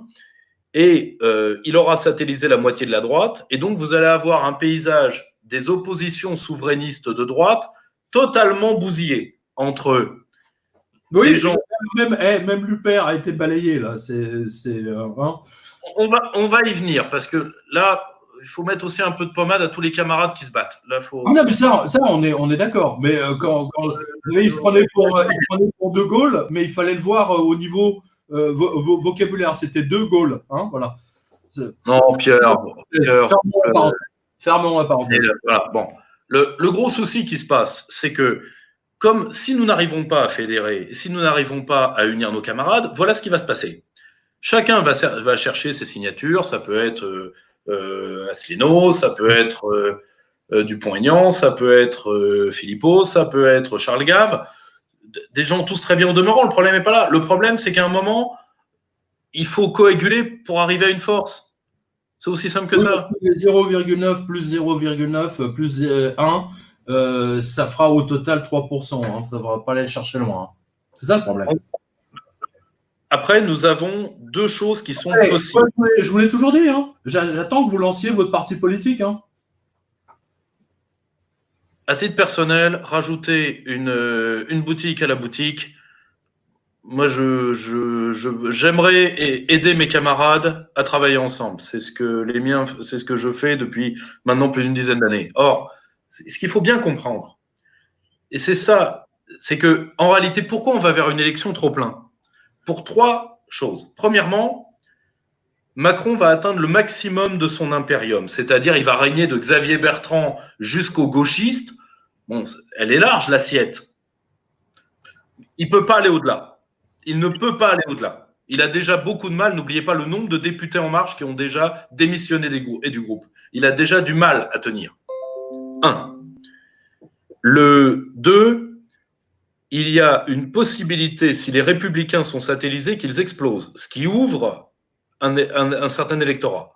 Troisièmement, Marine Le Pen peut, alors bon, si elle y va, Macron est réélu, il faut être très clair, c'est très clair, bon, mais...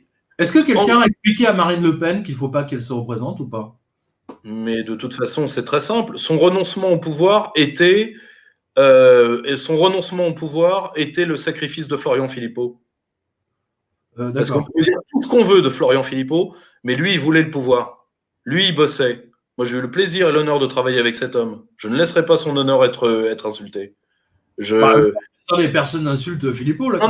Non, mais je peux vous dire que c'est l'un des rares patrons et encore, il n'était même pas mon patron. Là, pour le coup, c'était un rapport horizontal, voire de collègues. Si vous voulez, beaucoup de gens se sont essuyés les pieds sur ce type-là. Or, il vaut beaucoup plus que ce qu'on en croit. Et si vous voulez, je pense que à titre personnel, j'ai trouvé ignoble la manière dont les cadres du Front National se sont attaqués à celui qui avait enfin fait un Front National à peu près audible pour les classes moyennes. Exact. Et aujourd'hui, ce n'est plus le cas. Bon, il est à l'origine de ce qu'on appelle la dédiabolisation. Oui. Tout à fait. Voilà. Donc, il est à la fois cause et conséquence. Mais le problème, c'est que Marine, de toute façon, l'a égrillé, elle n'a plus d'équipe, elle a renoncé. Donc, elle a renoncé. Elle ne sera pas élue, elle le sait très bien. Ses équipes le savent également. Le seul problème, c'est qu'elle a une multiplication de problèmes judiciaires et surtout beaucoup plus importants, parce que le président Macron a trop besoin d'elle pour que la chancellerie ne soit pas empêchée, ou du moins retardée dans ses enquêtes. le grand problème, c'est que elle a de gros problèmes financiers. Et si cela arrivait à terme, alors il n'est pas du tout impossible. Écoutez, vous verrez un homme d'affaires qui va être sympathisant et qui va lui faire un gros chèque à Marine ou RN, et donc à ce moment-là, ça ira mieux. C'est la seule solution qui est disponible. Mais il est tout à fait possible. Il est tout à fait possible que le front, parce qu'il a entre 24, selon les méthodes de calcul, il a entre 24 et 30 millions d'euros, entre 24 et 29 millions d'euros de dette. Et de toute façon, il n'a pas d'actifs, donc que ce soit 24 ou que ce soit 29, de toute façon, c'est cuit. Or, et il a perdu à peu près 70% de sa force militante. Donc, de toute façon, Macron a besoin qu'elle survive et il laissera faire. La seule chose, c'est que, la seule chose, c'est que est-ce que tous les partis politiques vont se laisser faire dans cette opération alors que le renflouement d'un parti politique, c'est très encadré par le droit? J'en suis pas totalement certain. Bon, mais ça, c'est une possibilité. Rien n'empêche un homme d'affaires de dire moi je soutiens votre parti avant même les élections. Hein. Rien n'empêche de dire voilà, je fais un don. Alors attention, avec un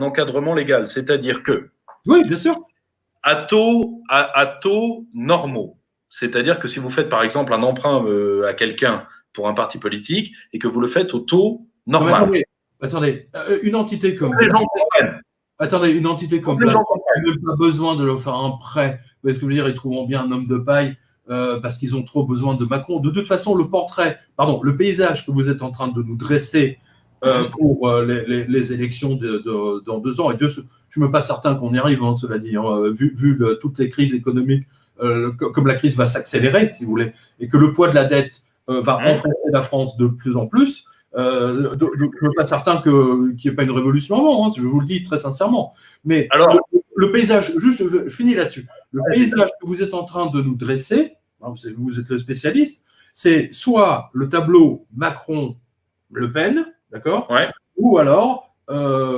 Macron pour la gauche et Christine Lagarde pour la droite. Voilà. Ou alors la table est retournée. Entre guillemets de Sarkozy. Hein, voilà. Ou alors la table est retournée. Et ça, il n'est pas impossible que la table soit retournée avant. La seule chose, c'est. Pour parler de table retournée, c'est quoi? On ne va pas faire tourner les tables, c'est le cas de le dire. Là, c'est quoi? C'est une révolution ou c'est autre chose? Si vous voulez, ça peut prendre des. Je vais vous donner un exemple. L'Italie vient de comprendre tout le mépris que Berlin avait pour elle et pour son peuple. Il était temps. Hein. Mais là, ils ont compris quand même. Je pense quand même un petit peu. L'euro, et ça je le dis parce que moi je travaillais sur le cas grec et j'ai eu des amis en contact avec les autorités grecques, y compris avec Tsipras et Varoufakis à l'époque, la seule sortie de la Grèce aurait tué la zone euro. Et c'est d'ailleurs ce que les Américains ont voulu éviter coûte que coûte.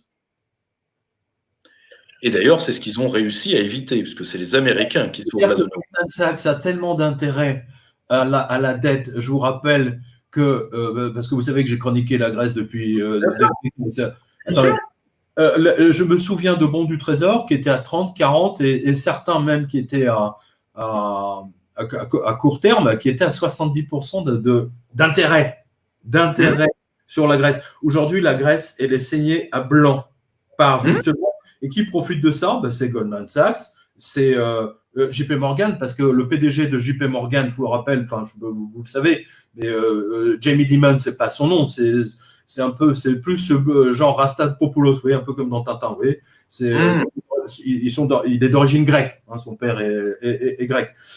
Donc voilà, c'est JP Morgan, Goldman Sachs et d'autres banques, Deutsche Bank évidemment, parce que si les Grecs ne remboursent pas toutes ces banques privées, effectivement, là, ça va rajouter une couche de plus au bilan de la Deutsche Bank, de la Commerzbank et des autres.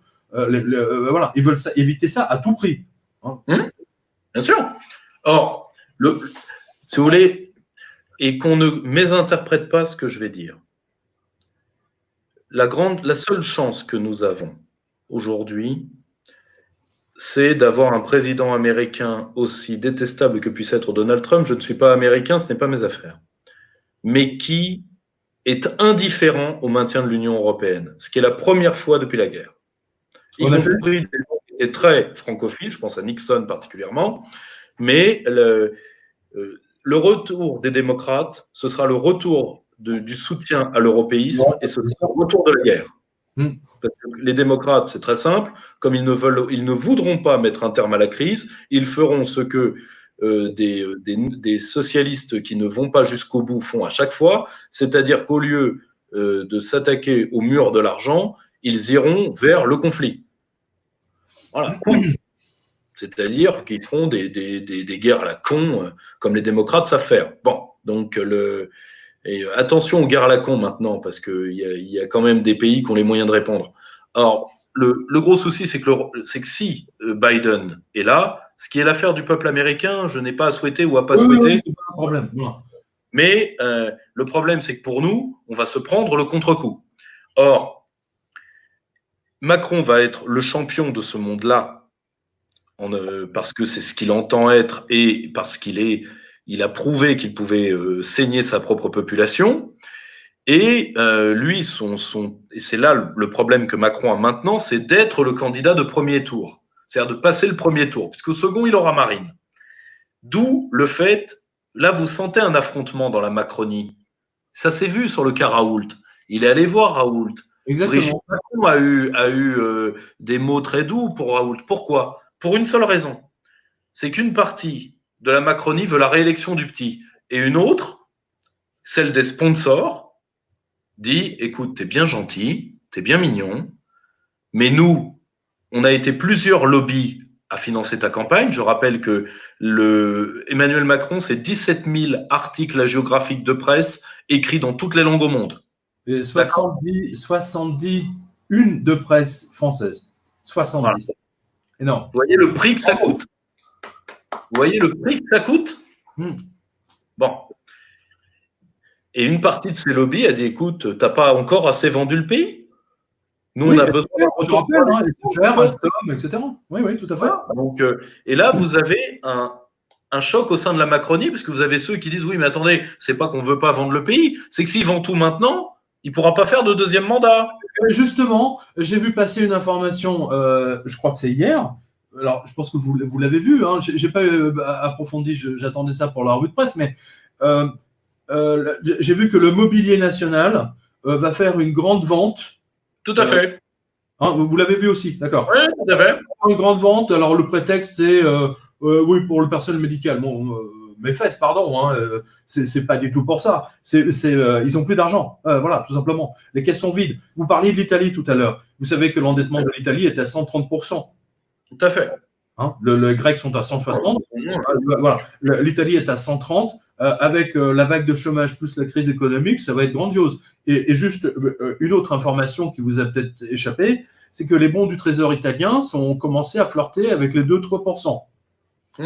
À partir du moment où un pays emprunte à 3 ou plus, il est mort. Voilà, c'est simple, clair et net.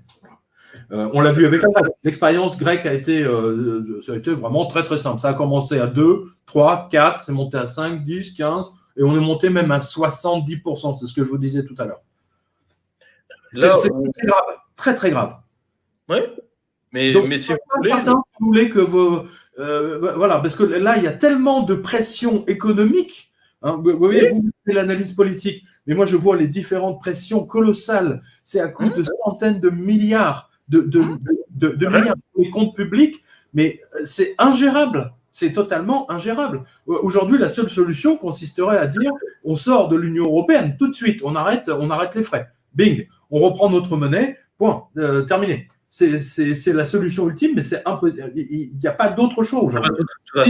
On va à la mort, on va à la révolution. On s'en sortira pas sans. Il faut bien comprendre une chose. Les pays qui vont être actifs, c'est-à-dire qui vont faire de la planification, de la réindustrialisation, de la souveraineté monétaire, vont encaisser plus que les autres. Et tous ceux, par contre, ça va être très, très sportif. Il faut être très, très honnête. Mais si, et c'est ça, moi, qui qui m'enrage le plus. Il n'y a aucune fatalité technique dans ce qui nous arrive. Il y a des tas de choses que nous pourrions faire, mais que nous n'allons pas faire parce qu'on veut faire vivre des formes mortes. Si vous voulez, moi, quand je vois des gens, si vous voulez, je vais vous donner un exemple, l'euro. 70 unions monétaires sont mortes au XXe siècle. Aucun être humain n'en est mort. On tue des idées, on tue de l'abstraction. C'est rien. La meilleure solution, enfin, le meilleur exemple, pardon, c'est l'exemple que m'a donné Charbel Nas lors de mon interview à Beyrouth. Il a bien montré que quand le Liban était un protectorat français, avec la Syrie d'ailleurs, hein, voilà. Et puis à un moment donné, donc il y avait une monnaie commune, hein, donc sous le patronage, le haut patronage de la Banque de France, on va dire ça comme ça. Et donc il y avait la livre syriano-libanaise ou libano-syrienne, peu importe. Et que lorsque le pays a été séparé, c'est-à-dire on a séparé le Liban de la Syrie, hein, c'est deux entités différentes, ils ont divisé effectivement les dettes, etc. Et donc chaque pays avait ensuite sa propre monnaie. Et vous avez raison, personne n'en est mort. Voilà. Mais c'est ce que nous expliquent tous les européistes, c'est ce qu'on nous a expliqué en 2000 lors de la campagne, par exemple, en disant si on quitte l'euro, ça y est, on va mourir, machin, ça va être la fin du monde, et patati. Rappelez-vous ce qu'ils ont dit pour le Brexit. Ah, si l'Angleterre sort, ça va être un drame, il y aura 10 millions de chômeurs, le soleil va arrêter de briller, et j'en passe et des meilleurs. Rien de tout ça s'est passé. Au contraire, le chômage est le plus bas en Angleterre. Enfin, bon, je ne parle pas de maintenant, évidemment, mais avant le Covid. Donc, on voit bien que on est des esclaves. Voilà, on est des esclaves. On nous a transformés en esclaves. Il est temps de libérer le pays. Je dis franchement. Ouais, vous savez, moi, j'ai l'impression qu'on est en 1942, que tous les deux, on fait de la résistance, quoi, avec d'autres, hein, bien sûr, mais qu'on fait de la résistance, quoi. Et c'est pour ça qu'on est complètement censuré. Enfin, hein, vous connaissez à quel point je suis censuré, hein, de tous les côtés. Non, ça c'est certain. Par contre, si vous voulez, moi, ce qui m'effraie dans ce qui est en train d'arriver, c'est la panne d'imagination totale de nos élites, qui est le contre-coup de leur sélection. Hein. Ils sont sélectionnés à leur absence de caractère et à leur servilité. C'est ça qui est terrifiant, c'est que il n'y a rien qui prédestine la France à vivre une crise monstrueuse qu'elle va prendre en pleine figure. Tout ce que j'espère, c'est que ça permettra à la fois à des pays et à des peuples de prendre des options définitives sur leur avenir. Je pense aux Italiens particulièrement. Oui. Et que ça aidera, disons, une partie des Français qui veulent que la France continue à se souder dans un temps d'épreuve. Parce qu'on va vraiment vers un affrontement très dur. Et le problème, c'est que la principale carte de Macron, elle est dans nos rangs. C'est l'utilisation de Marine Le Pen.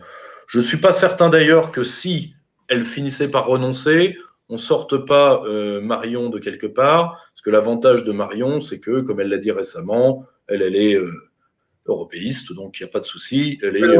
Ça, mais j'y crois pas du tout. Franchement, j'y crois pas du tout. Vous savez, tout ce qui porte le nom, je l'ai déjà dit, hein, tout ce qui porte le nom de Le Pen maintenant est maudit. Point. D'ailleurs, c'est pas par hasard que. C'est pas par hasard qu'elle a fait en sorte de l'enlever. Enlever le nom Le Pen. Hein. Et ça, je l'ai dit d'ailleurs, je l'ai dit sur TVL. Et je me souviens très bien, parce que tous les spectateurs me l'ont dit, 15 jours après, très précisément, elle a annoncé qu'elle changeait de nom. Voilà. Donc, c'est mort. De toute façon, elle aura l'étiquette Le Pen. C'est même pas la peine. Si on a un Le Pen, on va à la guerre civile. Vous le savez très bien, vous me l'avez déjà dit 1000 fois. Oui, c'est si vous voulez. Mais en plus, le gros souci, c'est que comment dire, il faut être très clair. Nous avons une chance historique. Aujourd'hui, tout le monde que nous avons combattu a démontré sa nocivité. C'est clair. Voyez, tout le monde le voit maintenant. Tout le monde. Mais tout le monde le voit maintenant. Bon. 25 000 morts, hein, quand même. 25 000 morts. Voilà. Donc, si vous voulez, moi, je vous donne un exemple. J'ai sorti un papier dans Valeurs Actuelles il y a quelques jours sur les conséquences géopolitiques de la crise. J'ai une chose simple. Avant, on avait le monde des États. Alors, tout le monde dit, le monde des États, c'est has-been, c'est ringard. Bon, le monde des États s'était fait contre quoi? Contre les séditieux et les brigands, donc contre ce qu'on appelle aujourd'hui des terroristes. C'était fait contre les féodalités d'argent. Vous et moi, on connaît bien le sujet depuis 2008, enfin depuis plus longtemps pour vous. Et c'était fait aussi contre les virus, parce que c'est pour ça qu'on a créé la santé publique, etc., les systèmes hospitaliers. Bon, et bien la Startup Nation, contre ces 3 ennemis-là, qui sont les 3 premiers ennemis de l'ordre étatique, a lamentablement échoué. Et donc, si vous voulez, maintenant, c'est les hommes de la liquidité, du réseau, de la, comment dire, de l'État dissous, à la Macron, qui sont des has-been. Parce qu'aujourd'hui, ce qui va arriver, c'est le retour en force des nations souveraines. La preuve, qui a gagné dans cette crise? La Corée du Sud, Taïwan, Singapour, les États développeurs asiatiques, les États au plus haut degré de souveraineté. Israël, même ça. Ouais, Israël est un peu plus souverain. Donc, à un moment, et moralité, tous ceux qui ont,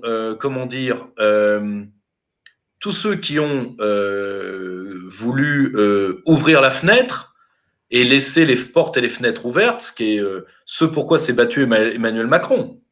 Tenez, je ne sais pas si on le voit bien là. Je vous donne pas toute la liste.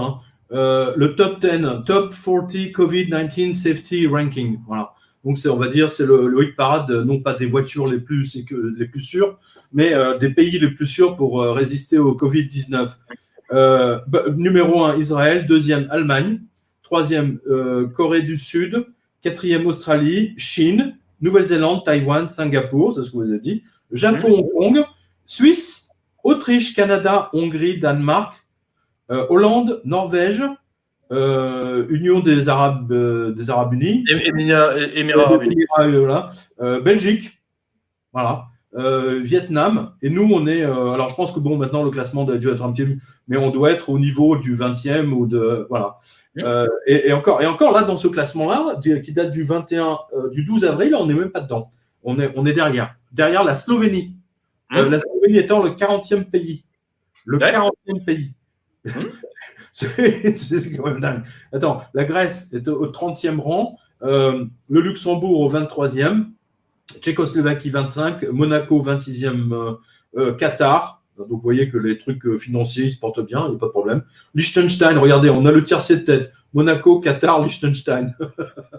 Les paradis fiscaux, c'est tout à fait extraordinaire. L'Estonie, la Malaisie, Pologne, Irlande, Croatie, Turquie, Cuman, je ne sais pas ce que c'est ça, Qatar, je pense. Slovaquie, Lituanie et Slovénie. Voilà. Donc, et la France doit être en 42, 43. Voilà. Tous ces pays, 40 pays ont fait mieux que nous. C'est quand même dingue. Donc, c'est ce que vous disiez tout à l'heure.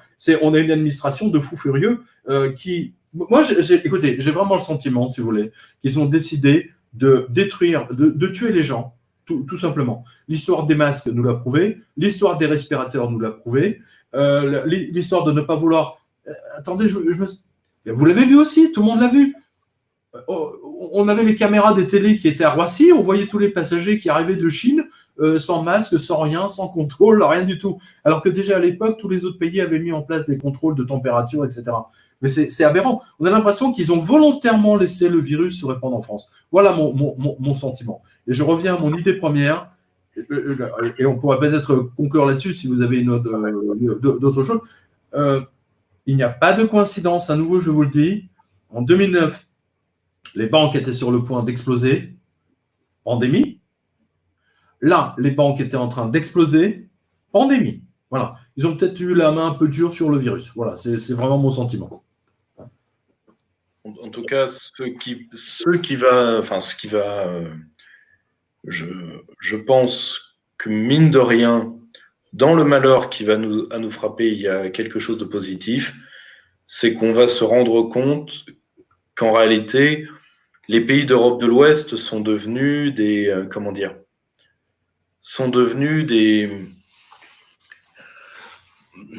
anomalies dans le monde.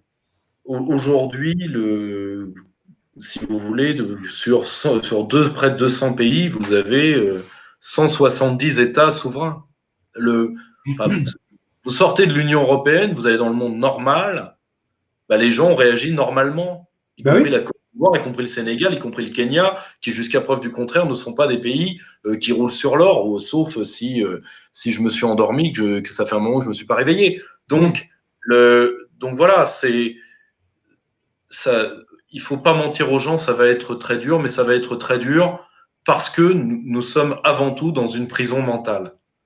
Et Oui, tant, tout à fait. Bien résumé. et tant qu'on va croire que la réalité est un clou et que le mondialisme est un marteau et qu'on va taper dessus comme des sourds, eh bien, on va se saigner nous-mêmes. Oui, Mais enfin, vous savez, il y a comme des techniques.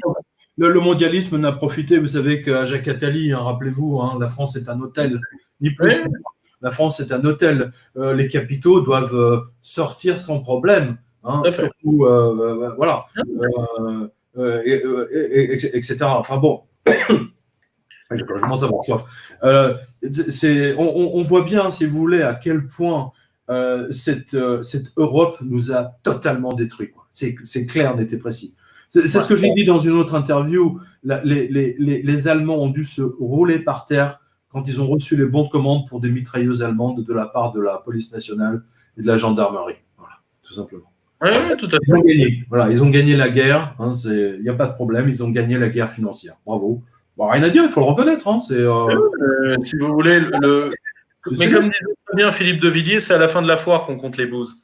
Moi, je rappelle à nos spectateurs que vous et moi, hein, on avait organisé la venue de Nigel Farage et que même ça, ils avaient essayé de nous l'Élysée avait essayé de nous le saboter en nous retirant la salle voilà, à la dernière seconde. Ça, je n'ai jamais oublié ça. Et on l'a fait dans une église. Dans une église, hein, on a été sauvés. Je revois encore Nigel Farage en train de parler et la grande statue de la Vierge derrière lui. Il y avait quelque chose de prodigieusement symbolique là-dedans. C'était vraiment extraordinaire. Mais là, on a été sauvés, je peux vous le dire. Hein, parce qu'on aurait été très mal tous les deux. Là, on se serait retrouvés avec 800 personnes qui se baladaient dans la rue avec le Nigel et son parapluie. Et son chapeau melon. Non, c'était un grand souvenir. Mais il ne faut pas oublier une chose, des hommes comme Nigel Farage ont fait 20 ans de guerre. Des gens comme Boris Johnson continuent ce combat. Et je pense qu'il ne faut jamais oublier cette phrase de Churchill.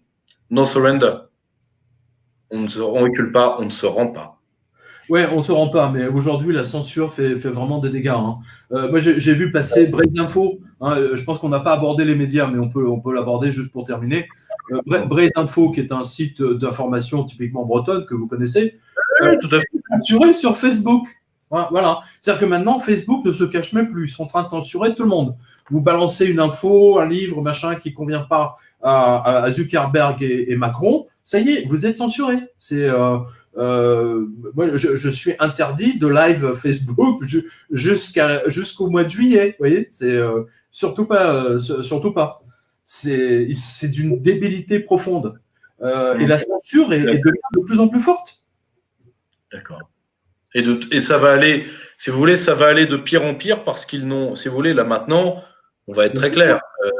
S'ils sont allés jusqu'à utiliser le système anti-fake news pour utiliser, comment dire, pour viser quelqu'un comme,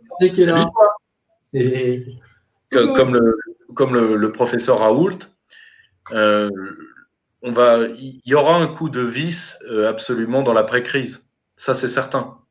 Maintenant, n'oubliez pas que les Allemands ont testé les mesures pour les opposants au confinement. Il y a eu des mesures d'internement. Donc, l'Union européenne, ça va être l'épicentre de la régression des libertés publiques dans les mois à venir. Par la psychiatrisation, à mon avis d'ailleurs. Je le crains. Ça a déjà commencé. Les premières arrestations ont eu lieu en Allemagne et en Suisse alémanique. J'ai vu une avocate, hein, j'ai vu une avocate et en Autriche, hein, toute personne qui s'oppose en fait à la vaccination, là, c'est d'office. Là, on voit les vieux réflexes allemands qui ont repris, quoi. Hein, c'est vraiment. Ouais, quand ça les gratte, mais bon, ça va.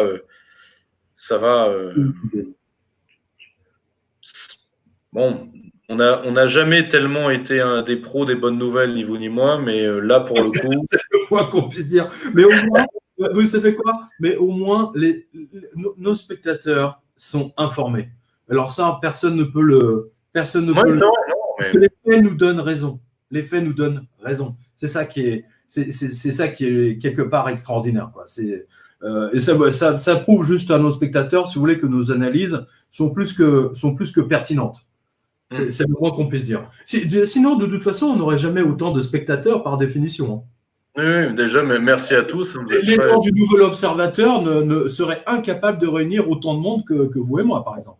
Ah oui, non, mais merci à tous nos amis. Dans l'exercice, quoi que c'est l'exercice d'autofellation, si on voit le rédacteur en chef du Nouvel Obs se faire une autofellation, je pense qu'il aura beaucoup de succès sur YouTube.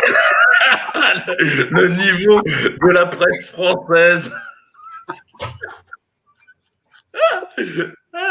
Oh non, la presse française est tombée bien bas, je vous le dis. C'est quand même... Non, mais au début, je ne vous ai pas cru. J'ai dit, mais c'est pas vrai, c'est pas. Ils l'ont fait, quoi. C'est énorme. Je ne sais pas si au montage, vous pourriez mettre la photo pour que les gens le croient, quoi, parce que moi, ça m'a parlé. Elle sera en description. Moi, je ne prends pas ce genre de. Quand j'ai vu ça, je me suis dit, bon, voilà, bon, la gauche libérale. Et d'un côté, Huxley, enfin, si vous voulez, aujourd'hui, c'est terrible, mais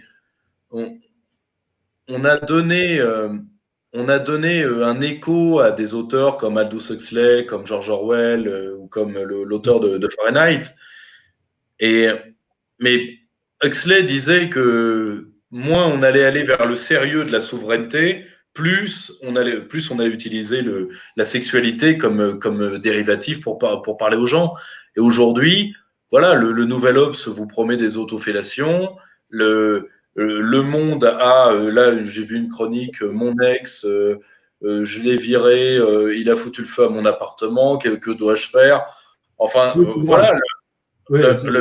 Si vous voulez, la décadence, c'est horrible, mais on va terminer là-dessus, mais on s'attendait à, si vous voulez, à avoir quelque chose un peu comme le film, peut-être que vous l'aviez vu, V comme Vendetta. Oui, tout à fait, oui. C'est-à-dire, on s'attendait à avoir une vraie dictature, on s'attendait à avoir des gens violents, etc. Et en réalité, on a Castaner, quoi. C'est-à-dire que même notre décadence est moche. Vous voyez ? C'est-à-dire que, c'est vrai, si vous voulez, vous lisez l'Apocalypse de Saint Jean, vous lisez l'Enfer de Dante, vous lisez Ken le Survivant, et ben vous vous rendez compte qu'on a une apocalypse minable. Voilà. Parce que nous, on a Castaner. Voilà, c'est le. Ouais. Nous, on a Castaner, Pierre-Yves, mais j'ai écrit 777, ne l'oubliez jamais. Dans lequel j'ai annoncé que Benoît XVI se ferait virer et que si mon analyse était la bonne, et je l'ai annoncé un an avant, donc ça, personne ne peut me l'enlever, celle-là. Donc, dans l'apocalypse, quelque part. On y est, je vous le dis. Ouais. On y est. Alors, la preuve, c'est que vous en avez parlé naturellement, quoi. C'est ça qui est incroyable. Ça va, disons que ça va tanguer sévère, et ce que j'espère, c'est que la population, enfin, c'est que les Français vont retrouver, ça c'est mon vieux fond d'espérance gaulienne qui parle, le goût et de l'unité et de l'effort. Ouais. N'oubliez jamais que dans les mémoires du général, c'est la taumaison, l'unité, l'effort. J'attends que vous lanciez votre parti politique, Pierre-Yves. Je vous l'ai déjà dit 1000 fois. Vous aurez l'occasion d'en reparler, mon cher. Je vous embrasse et merci à cher Pierre. Combien de spectateurs on a? Vous le voyez, ça? Vous avez 4657. Wow, on a battu un record, là. Attends, là, on a pulvérisé les records. Et pourtant, ça a été laborieux techniquement. Les mecs du Nouvel Obs. Bon, oui, ma puce. Ben voilà. Tiens, elle est contente. Ouais, non, les mecs du Nouvel Obs, à mon avis, ils pourraient nous battre quand même avec leur numéro d'autofellation. Il n'y a pas de problème. Ouais, ah bah là, s'ils sortent l'artillerie. Hein. Faudrait demander à Strauss-Kahn, tiens. Peut-être le duo Nouvel Obs Strauss-Kahn, ça pourrait le faire, oui. Non, mais vous savez, Strauss-Kahn, le camarade Charles-Henri Gallois l'avait très bien dit. Dominique Strauss-Kahn a sorti son stylo pour donner à Emmanuel Macron des conseils, tous plus mauvais les uns que les autres. Iris s'arrête, elle est en train de faire bouger la caméra là, elle fait des câlins. Mais vous voyez, on a même le retour de Strauss-Kahn pour vous dire qu'on est un peu moche. Oui. Je rappelle que le collaborateur l'associé de Strauss-Kahn fait partie des nombreux banquiers qui se sont endormis de la tronçonneuse. Ah il a eu un souci, si mes souvenirs sont bons. Il avait des chèques en bois coupés.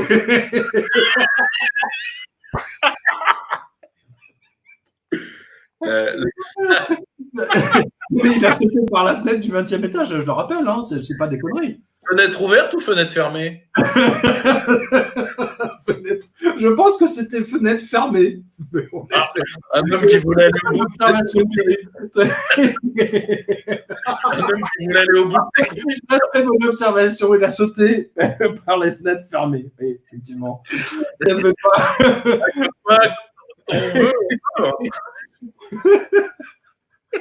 Écoutez, alors sur cette bonne note, merci de m'avoir. Merci à vous, cher Pierre. On a pu faire, c'est pas une revue de presse. On a fait du mieux de notre possible. On a eu des petits soucis au départ, mais c'était pas bien méchant. En tout cas, merci à vous et merci à nos 5000 spectateurs. C'est génial. Attends, c'est énorme. Ouais. Ah, mais attendez, mais vous réalisez pas, je crois. Peut-être pas. Voilà, mais samedi soir, je vous rappelle. Comment? On est samedi soir, vous voyez ce que je veux dire? Oui, tout à fait. Non, mais pas, qu'est-ce que je raconte? On est vendredi. On est vendredi, je veux dire, les gens sont la majorité des. Enfin bon, peu importe. En tout cas, merci à vous toutes et tous, vraiment. Iris et moi, on vous embrasse et on vous embrasse aussi, Pierre-Yves. Merci pour cet exercice qu'on n'a jamais eu l'occasion de faire. Là, j'ai déjà une caméra qui fonctionne un peu mieux qu'avant. Donc c'est. Voilà, donc un dernier mot, je sais pas, vous voulez ajouter quelque chose? Non, je dis merci à tous et à très vite, mon cher Pierre. Merci, à bientôt, bonne soirée à tous. Merci. Au revoir. Au revoir. Vous voulez vous tenir au courant de nos initiatives? Suivez-nous sur Facebook, abonnez-vous à nos groupes.